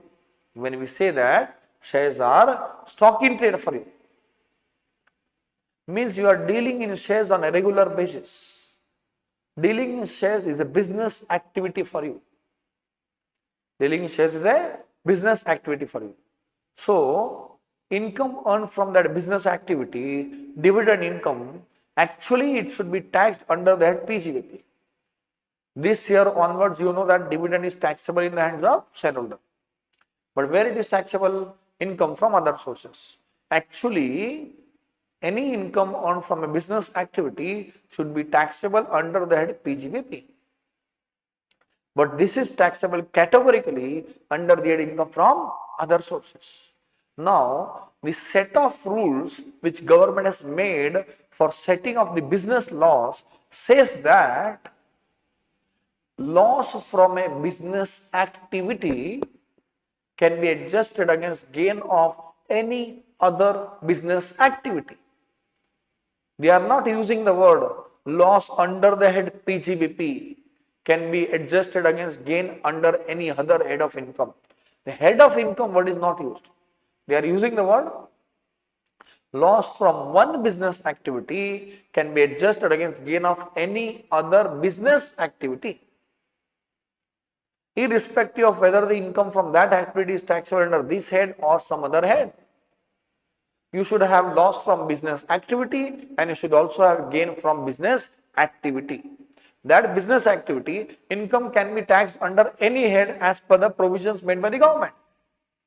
So here you are holding the shares as stock in trade, but government under that IFO says your dividend income still will be taxable under IFOs only.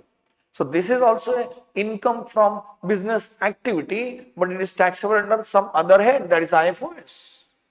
So government says we will allow you to set off the brought forward business loss against those incomes which are income from business activity, but they are taxable under some other head because of the provisions made in the Income Tax Act.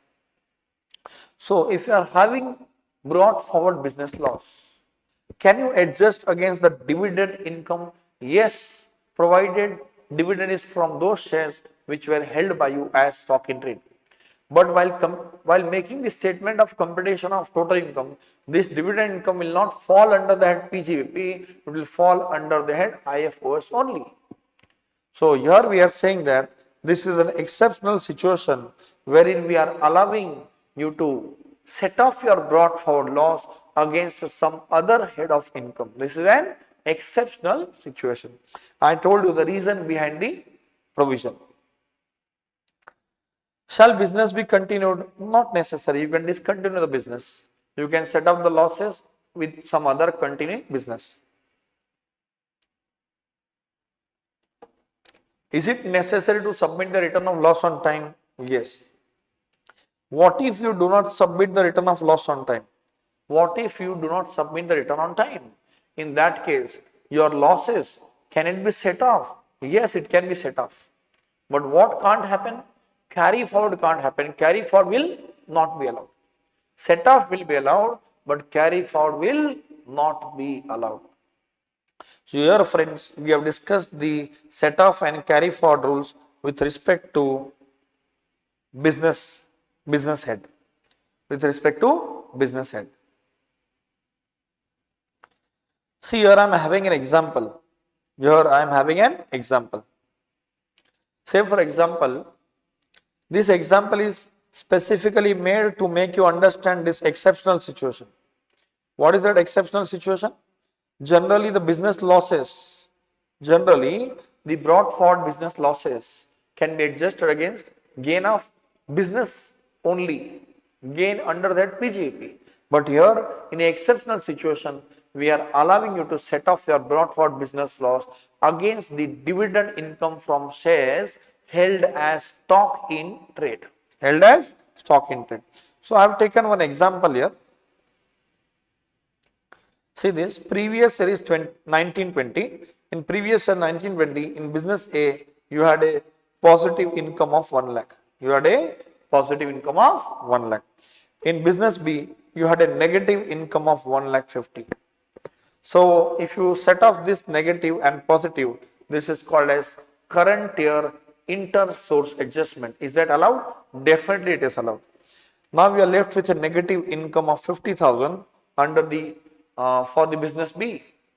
Do you have any other positive income? No, you don't have. So what you will do? You will carry for this loss. This loss will be allowed to be carried forward for 8 succeeding assessment years. Now here comes the next year, that is previous year 2021. In business A, you are having a gain of 50. Business B, you are having a loss of 50. First you will adjust which loss? Loss of business B of the current year will be adjusted against loss of business A of the current year, or will try to adjust the brought forward loss. I have already explained to you that first you have to adjust the current year losses. Thereafter, if you have some positive amount, only then brought forward losses. Otherwise, there is no point of keeping the rule of carry forward for 8 years, because you will go on setting off your old losses and new losses will be created. Fresh period of 8 years will be taken by you. So government says that current year losses you have to adjust first. Thereafter, if you have a positive income, you can adjust the brought forward losses. So this is adjusted here. Thereafter, I don't have any positive income, but I am having brought forward loss of business B of the last year, that is previous year 1920. In income from other sources, I am having dividend from shares held as stock in trade. If you are holding the shares as stock in trade, then it is a business activity for you, and against this business activity, whatever profit you have earned, that against that profit you can set off the brought forward business losses. So this brought forward business loss can be adjusted against this. This is called as brought forward inter-head adjustment. Generally, inter-head adjustment is not allowed for the brought forward loss. Generally, inter-head adjustment is not allowed for the brought forward loss. But here we are allowing you. It is an exceptional situation. After adjusting also, you are left with 25,000 business loss. This will be carried forward to the subsequent year. Hopefully friends, this is very much clear to you. I have taken an example to make you understand. Now friends, let's move on to the next point, and that is unabsorbed depreciation. There are actually 3 points. Number 1, unabsorbed depreciation. Number 2, unabsorbed capital expenditure on scientific research. And number 3, unabsorbed capital expenditure on family planning. I will explain only one thing, unabsorbed depreciation. Remaining 2 points will automatically understand. Let's move on. Example number 1 to make you understand what is unabsorbed depreciation. Friends, in the chapter of PGVP, you already learned that whatever depreciation is debited to your profit and loss account, that is a accounting depreciation. Deduction is not allowed for that accounting depreciation. While you compute your business income, you add back that accounting depreciation. Then you calculate the depreciation as per the income tax provisions, and that depreciation is allowed to you as deduction. So, say for example, you have started your solution with net profit as per profit and loss account. All those expenses which are debited to profit and loss account, but deduction is not allowed, or deduction is allowed under other heads, they are added. All those incomes which are credited to profit and loss account, either they are not taxable or they are taxable under other heads, they are deducted. All those incomes which are not credited to profit and loss account, but they are taxable under the head PGP, they are added. All those expenses which are not debited to profit and loss account, but deduction is allowed under the head PGP, they are deducted.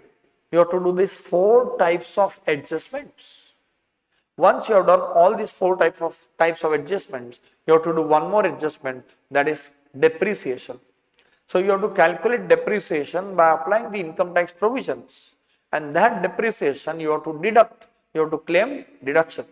So what is the point? Point is accounting depreciation is added and income tax depreciation is deducted. Your solution would start with net profit as per profit and loss account. You do all those 4 types of adjustments. Whatever depreciation is debited to profit and loss account, that accounting depreciation also you add. So now we are left with only one adjustment, that is calculating the depreciation as per income tax and claiming deduction for that depreciation. So let me tell you that your profit before depreciation is 1 lakh. What do you mean by profit before depreciation? Profit before depreciation is nothing but you start with net profit as per profit and loss account. You start with net profit as per profit and loss account. You do the addition related adjustment. You do the subtraction related adjustments. Thereafter, whatever profit is arrived will be called as profit before depreciation. From that profit, you claim deduction for depreciation, and that depreciation will be calculated by applying the income tax rules. You claim deduction for that depreciation. Now the question is, here the amount of depreciation is 1,40,000. Here the amount of depreciation is 1,40,000. Final amount is your negative 40,000. Will you consider this as business loss? Definitely not. This minus 40 is called as unabsorbed depreciation. If you could recollect, while discussing section 35 scientific research also, I had taken 3 cases, 3 examples to make you understand what is unabsorbed expenditure on scientific research. So same thing I have explained here for unabsorbed depreciation. So unabsorbed expenditure on scientific research, unabsorbed depreciation, unabsorbed capital expenditure on family planning, everything meaning is same. What is that meaning? You could not claim deduction for this amount. Why you could not claim deduction for this amount? Because your profits are insufficient to claim the deduction. Your profits are insufficient to claim the deduction.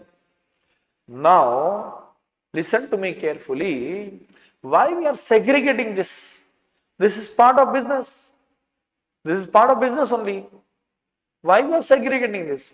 Because the set off and carry forward rules are different. In case of business losses, set off and carry forward rules are different. In case of unabsorbed depreciation, unabsorbed capital expenditure on scientific research, unabsorbed capital expenditure on family planning, rules with respect to set off and carry forward are different. That is the reason we have to segregate the business loss and unabsorbed depreciation, unabsorbed capital expenditure on scientific research, and unabsorbed capital expenditure on family planning.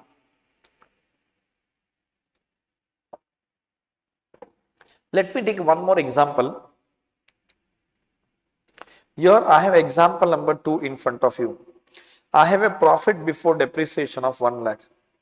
Your depreciation is 1 lakh 40 and your final amount is 2 lakh 40 negative.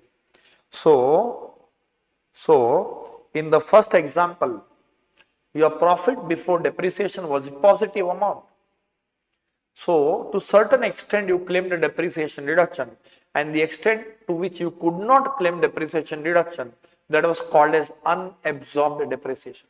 But in second example, your profit before depreciation amount itself is a negative amount. So already you are having losses in the business.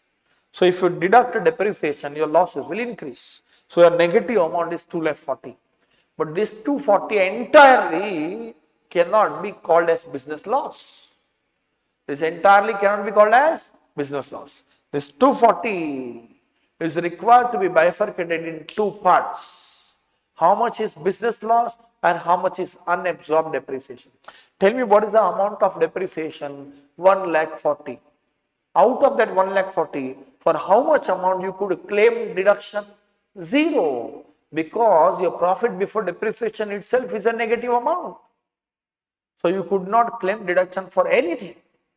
So your negative amount of 2 lakh 40, this will be bifurcated in 2 parts. 1 lakh and 1 lakh 40. This 1 lakh negative, we will call this as business loss. This 1 lakh 40 negative will be called as unabsorbed depreciation. This will be called as unabsorbed depreciation. Now the rules for set off and carry forward of business loss are different. Rules for set off and carry forward of unabsorbed depreciation are different.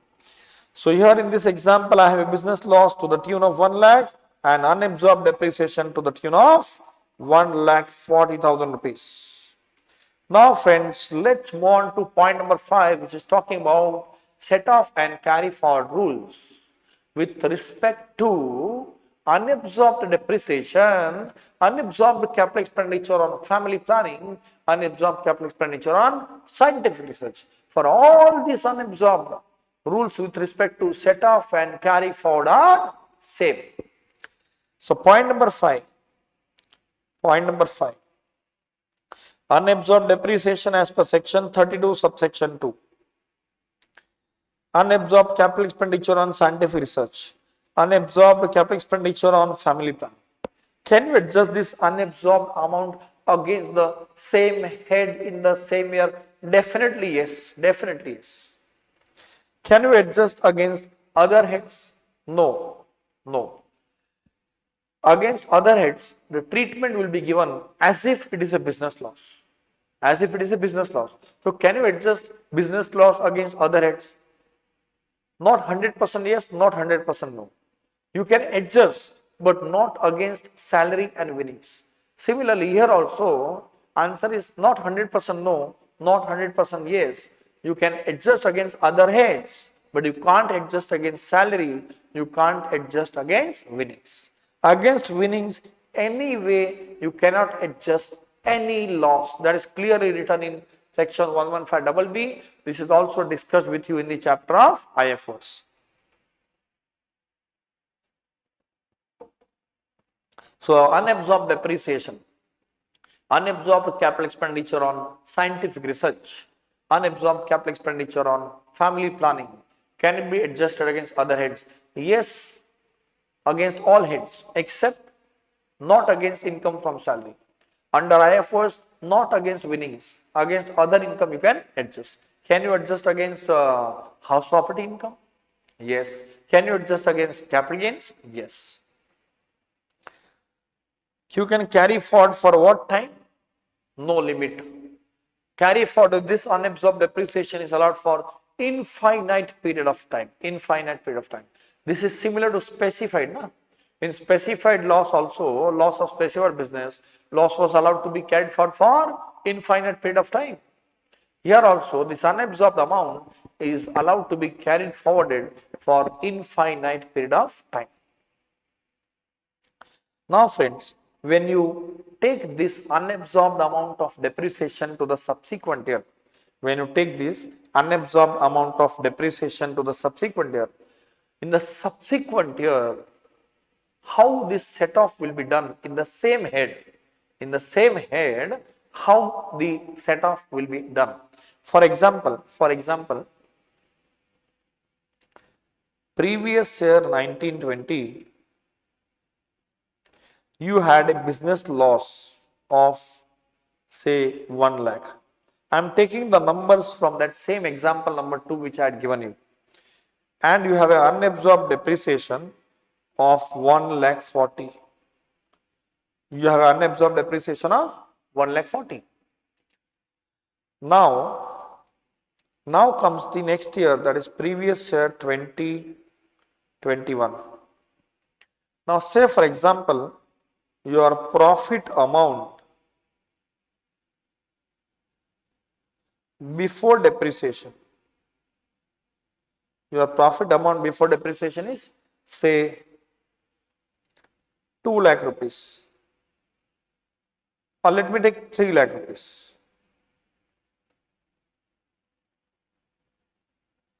This is profit before depreciation. In other words, previous year 2021, you have to still claim depreciation deduction. So now you are having 3 things. You are having brought forward business loss of 1920. You are having unabsorbed depreciation of 1920. And you are having point number 3, depreciation of current year, that is 2021. Depreciation of current year, that is 2021. Can you will adjust first what? First out of these 3, what is required to be adjusted first? Let me remove the serial number, otherwise you may get confused. So I am just telling you there are 3 things. You are having brought forward business loss, brought forward unabsorbed depreciation, and the depreciation for the current year. Out of these 3, first will be adjusted what? It is compulsory for you to adjust the current year amount first. So you will adjust current year depreciation. Mandatory. First you adjust the current year. Then only if you are having a positive amount, try to adjust the brought forward. Now say for example, current year depreciation is 50,000 rupees. Or let me tell you, it is 1 lakh rupees. Let me take the higher amount, bigger amount, 1 lakh rupees. So current year depreciation you have claimed. Now we are left with 2 lakhs positive amount. Now against this 2 lakhs positive amount, you are having 2 options. Adjust the entire business loss of 1 lakh and also adjust the unabsorbed depreciation to the extent of 1 lakh. Second option is adjust the entire unabsorbed depreciation of 1 lakh 40 and then adjust the business loss to the tune of balance 60. What you will do? What should be done? What is the rule? There is no rule specified. There is no rule specified. When the rule is not specified, you have to do the interpretation of law in the manner it is beneficial to you. Now you know that this brought forward business losses, this you can carry forward for 8 years. But this unabsorbed depreciation you can carry forward for infinite years. You can carry forward for infinite years. So which one would you like to set off first? Definitely the business loss. Why?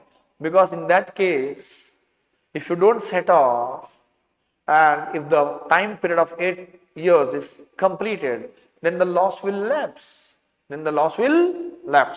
So you should then adjust the brought forward business loss, and lastly, if you have some positive amount, you can adjust the brought forward unabsorbed depreciation.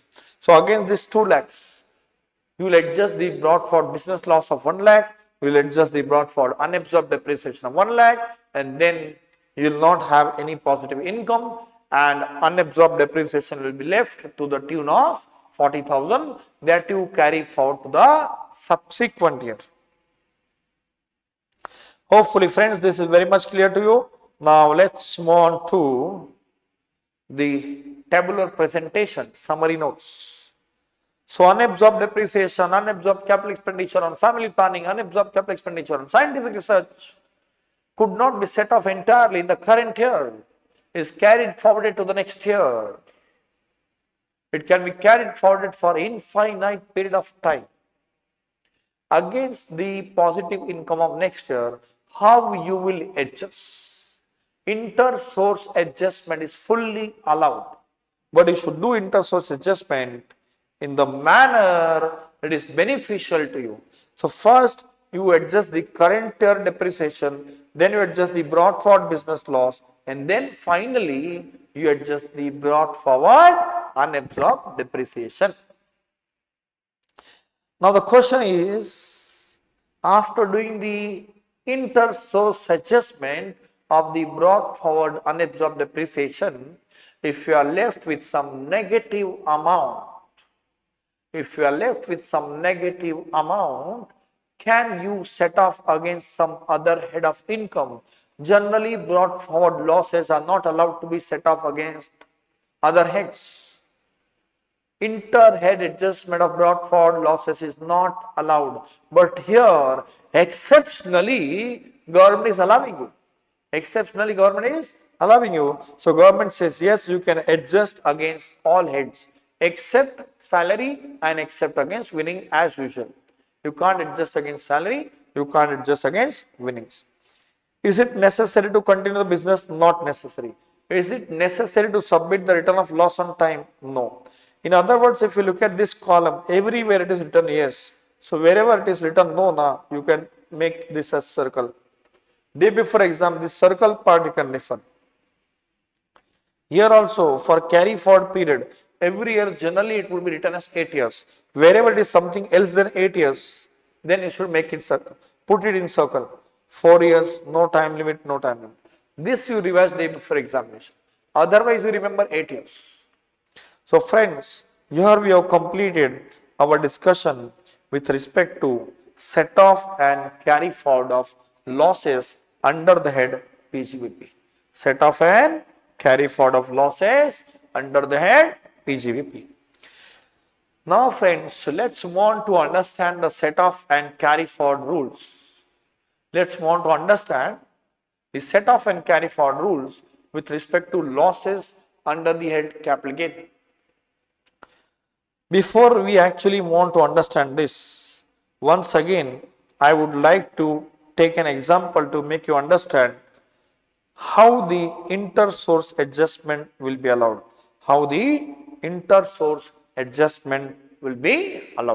Listen to me very carefully. I am going to take a very simple example to make you understand. First of all, what we are trying to understand?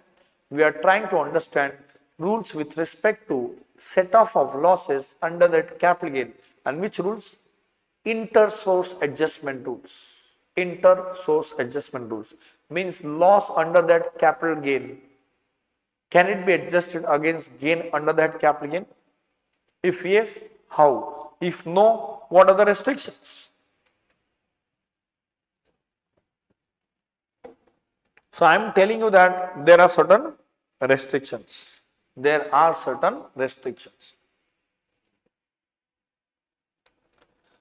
Now listen to me very carefully. Point number one says, long-term loss. See, in the head of capital gain, you know that there were two types of capital gain, long-term gain and short-term gain. And you also know that there are different tax rates for that. Question is whether the long-term loss can be adjusted against the long-term gain. whether the long-term loss can be adjusted against the long-term gain. Answer is yes. Answer is yes.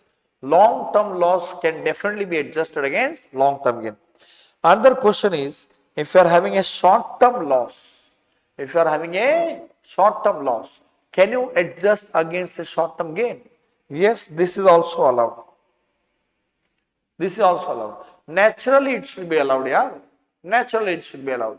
So, long-term loss can be adjusted against long-term gain. Short-term loss can be adjusted against short-term gain. But the point is whether the long-term loss can be adjusted against short-term gain or not. And the point is whether the short-term loss can be adjusted against the long-term gain or not. That is what we need to understand. And for that, I am going to give you an example.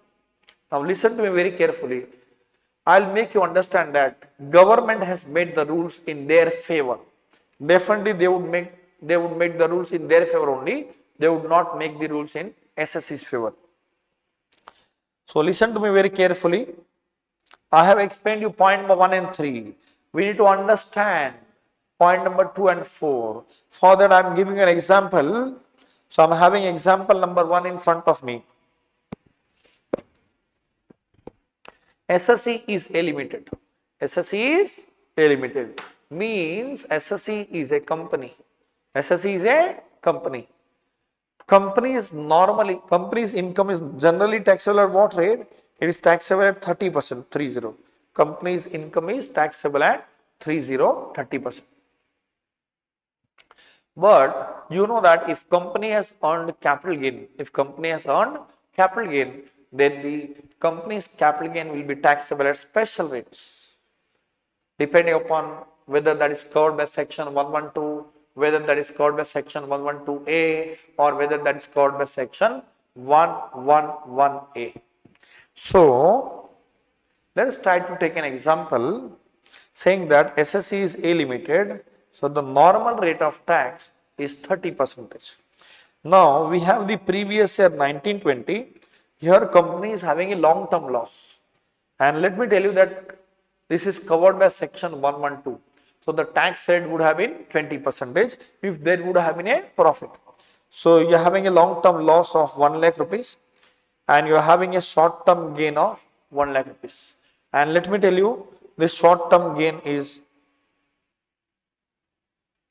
not covered under section 111A. It is not covered under section 111A. Meaning thereby, if that would have been covered by section 111A, then the tax rate would have been 15%. But it is not covered by section 111A, means the tax rate would be normal rates. And in case of company, the normal rates are what? 30%. Now listen to me very carefully. You are having a long-term loss of 1 lakh and you are having a short-term gain of 1 lakh. Tell me, if you adjust this negative against the positive, government will definitely lose revenue now. If you adjust the negative against the positive, your income will be lower, tax liability will be lower, so government will lose revenue. How much revenue government will lose? Government will lose a revenue of 30% on 1 lakh of short-term capital gain. That is, government will lose 30,000 rupees. So what government loses 30,000? Set-off should be allowed now. Yes, set-off should be allowed. But here if government allows you set-off, government loses 30,000 rupees in revenue. Instead of that, if government says that you carry forward this loss and you set off against any other long-term gain only in future. For example, here we have previous year 2021 also. In that year, for example, you have a long-term gain of 1 lakh rupees. If we do not allow you, listen to me very carefully, we are at very important point. If we allow you this loss set off in 1920 itself, government will lose a revenue of 30,000. Government will lose a revenue of 30,000. But if we do not allow you and we ask you to carry forward this amount to the next year and adjust against the long-term gain of next year, in that case, government will lose 20,000 rupees. In that case, government will lose 20,000 rupees. So, how much amount government would like to lose? Definitely, they would like to lose a lower amount. Therefore, they are making a rule that long-term loss cannot be set off against short-term gain. Long-term loss cannot be set off against short-term gain. So, this rule is made for their benefit. So, long-term loss set off against short-term gain is not allowed, because government has made rules in their favor. Now friends, let's move on to last part, and that is whether the short-term loss can be adjusted against long-term gain or not. Whether the short-term loss can it be adjusted against long-term gain or not. Let's try to understand. Here I have second case. For example, previous year is 1920. Previous year is 1920. You have a short-term loss of 1 lakh. You have a long-term gain of 1 lakh. Should we allow you to set off this loss against the gain? Yes, we can. But in that case, government will lose revenue to what extent? 20,000 rupees. Government will lose revenue to the extent of 20,000 rupees. And what if we don't allow you? If we don't allow you to set up this short-term loss against the long-term gain in the current year, then definitely you would carry forward this short-term loss and you would try to adjust against the short-term gain of the next year. In that case, government will lose a revenue to the tune of 30,000 rupees. How much amount government would like to lose? Definitely 20. If given a chance, definitely 20. So government says, no, don't carry for this amount. You adjust against the long-term gain. So short-term loss can be adjusted against long-term gain. Short-term loss can be adjusted against long-term gain. So point number 4 says short-term loss can be adjusted against long-term gain. So this, let me summarize for you. Long-term loss can be adjusted against long-term gain, there is no doubt. Short-term loss can be adjusted against short-term gain, there is no doubt. Whether long-term loss can be adjusted against short-term gain and whether short-term loss can be adjusted against long-term gain, that was the question. So I have given you 2 examples and we have concluded the rule. What is the rule? Long-term loss cannot be set off against short-term gain. But short-term loss can be set off against long-term gain. So you remember only one sentence out of this. The entire crux of this discussion is one line conclusion. Long term only against long term. Long term only against long term. Short term against both. Means long term loss can be adjusted only against long term gain, whereas short term loss can be adjusted against long term gain as well as short term gain. So one line conclusion you can remember is long term against long term, short term against both. Long term against long term, short term against both. So friends, here we have completed the discussion of inter-source adjustment with respect to losses under the capital gain. Now friends, let's move on to page number 275. Page number 275 in your textbook. First, here we'll move on to long-term loss, serial number 6. Serial number 6, you are having long-term loss. Can you adjust against long-term gain? Yes. Can you adjust against short-term gain? No. Long-term loss is allowed to be set off only against long-term gain. So long-term allowed to be set off only against long-term gain, not against short-term gain. Can you adjust interhead? How can you think of it? When government is putting so much restriction, even in case of inter-source adjustment, why they will allow you inter-head adjustment? So not allowed at all. Now you may think, why not allowed? Because income from capital gain is a non-frequent head of income. You will not have income from capital gain every year. You can have income from salary every year. If you are owning a property or let out a property, you can have income from house property every year. You can have profits and gains of business profession every year. You can have income from other sources every year. But it is not necessary that you have income from capital gain every year. So it is not necessary that you will have income from capital gain every year. Therefore, government says negative income of a non-frequent head of income cannot be adjusted against positive income of any other frequent head of income. So government says in case of capital losses will not allow you inter-head adjustment. Can you carry forward the loss? Definitely yes, that is allowed.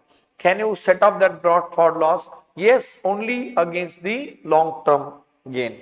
Only against long-term gain. Inter-head adjustment is not allowed. Is it necessary to continue the business? Actually, here you should not write not necessary. We should write not applicable because it is not the head of PGVP. Is it necessary to submit the return of loss on time? Yes. If you don't submit your return on time, what will happen? Set off will be allowed. What is not allowed is carry forward of loss from the current year to the subsequent year.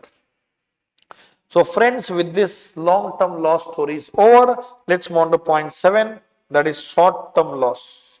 You know that short-term loss can be adjusted against short-term gain as well as long-term gain.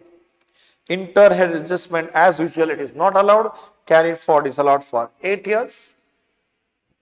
In the subsequent year, this brought forward short-term loss can be adjusted against long-term gain as well as short-term gain. Inter-head adjustment as usual not allowed. Is it necessary to submit the return of loss on time? Yes. If you don't file the return of loss on time, what is the consequence? We will allow you set off, but we will not allow you carry forward of losses. Now friends, let's move on to point number 8. Point number 8. This is loss from the activity of owning and maintaining racehorses. Please understand, this is not losing from a horse race. If you have betted money on a horse and if the horse wins the race, the amount which you get from betting is called as winning from horse race. If you have betted money on a horse and that horse has lost the race, whatever amount you had betted is gone. That is a losing from a horse race. If you lose money in a horse race, that loss cannot be adjusted anywhere. That loss cannot be adjusted anywhere. Why? Because what is taxable is winning from a horse race. If you win, then only there is a tax.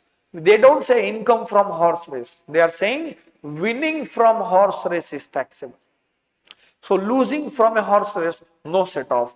Winning from horse race, there is tax. But this is not winning from horse race. This point I had explained to you in the chapter of income from other sources, if you remember. Income from the activity of owning and maintaining race horses. I had told you, I had given you the example of Mr. Vijay Mallya. He made huge amount of money in the liquor business. He also made huge amount of money in this business. What he used to do? He used to purchase a horse. He used to train the horse. He used to appoint a trainer. He used to look after the food habits of the horse. So dietitian will be appointed, trainer will be appointed, adequate training will be provided to ensure that the horse is fit to participate in the race. So he'll incur a lot of expenditure. Then horse will participate in the race. In that race, a lot of people who are betting money will bet money on the horse of Vijay Mallya. If that horse wins the race, then every person who had betted money would will have winnings. Out of those winnings, some portion of money is given to the owner of the horse. That is called as income from the activity of owning and maintaining horses.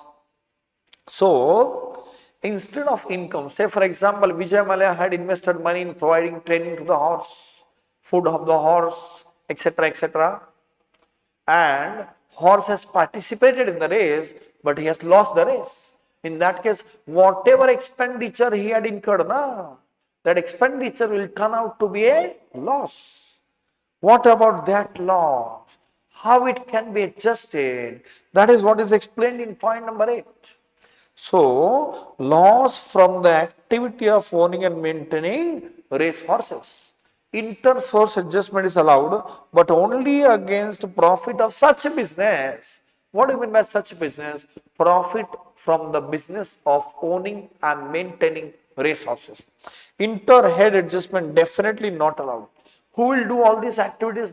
Rich people. So carry forward allowed only for 4 years. This carry forward loss will become the brought forward loss in the subsequent year. Brought forward losses from the activity of owning and maintaining these horses can be adjusted only against the positive income from the activity of owning and maintaining race horses. Inter-head adjustment is not allowed. Is it necessary to continue the business? Yes. If you stop, you will not have this income and you will not have the positive income to set off the loss. Is it necessary to submit the return of loss on time? Yes. If you don't submit, then what? We will allow you set off. We will not allow you carry forward. Now friends, we have covered up the income from capital gain head also. Now we are left with only one point, and that is losses under income from other sources. Friends, let me tell you, income from other sources is a very small head of income. So here you will have small amounts of income. If you are having a huge income under income from other sources, then believe me, it is not your income from other source, it is an income from a main source. Take it to PGBP. When we say income from other sources, generally you will have small amounts of income here. You have referred to the chapter of income from other sources. You might have observed all the incomes which are there in section 56 subsection 2. All are smaller amounts. So if you have some loss under the IFOs, government says you can adjust against the positive income under the same head. You can also adjust against positive income of any other head except winning from horse race, etc.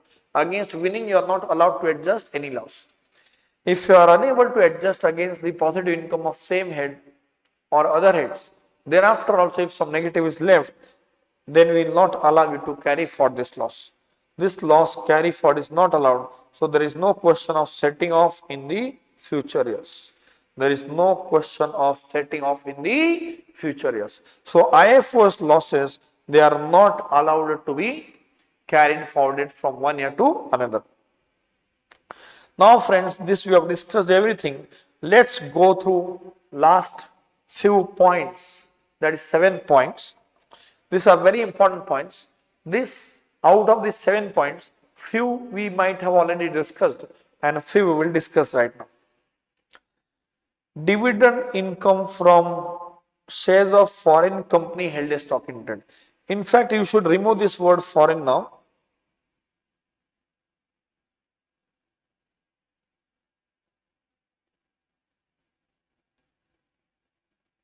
You remove the words of foreign company entirely. Now read this sentence. Dividend from shares held as stock in trade. This point I have already explained you.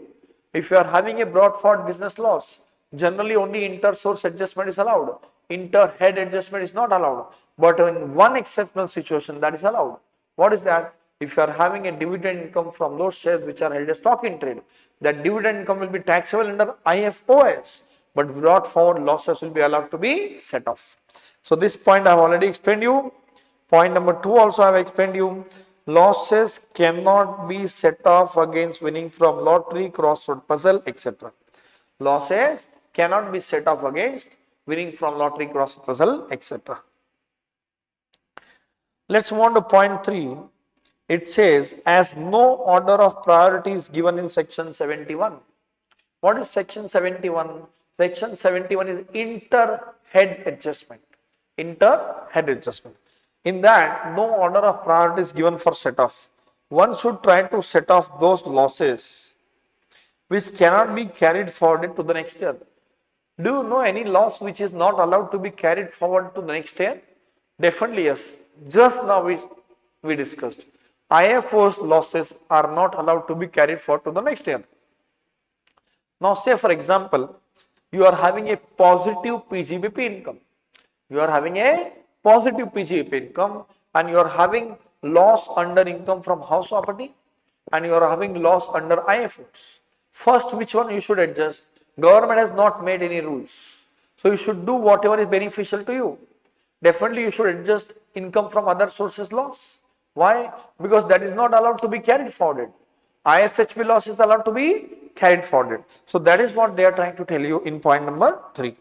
As no order of priority is given for inter-head adjustment, one should try to first set off the losses which cannot be carried forward to the next year. That is example, losses under income from other sources. Losses under income from other sources. So 3 points I have discussed with you.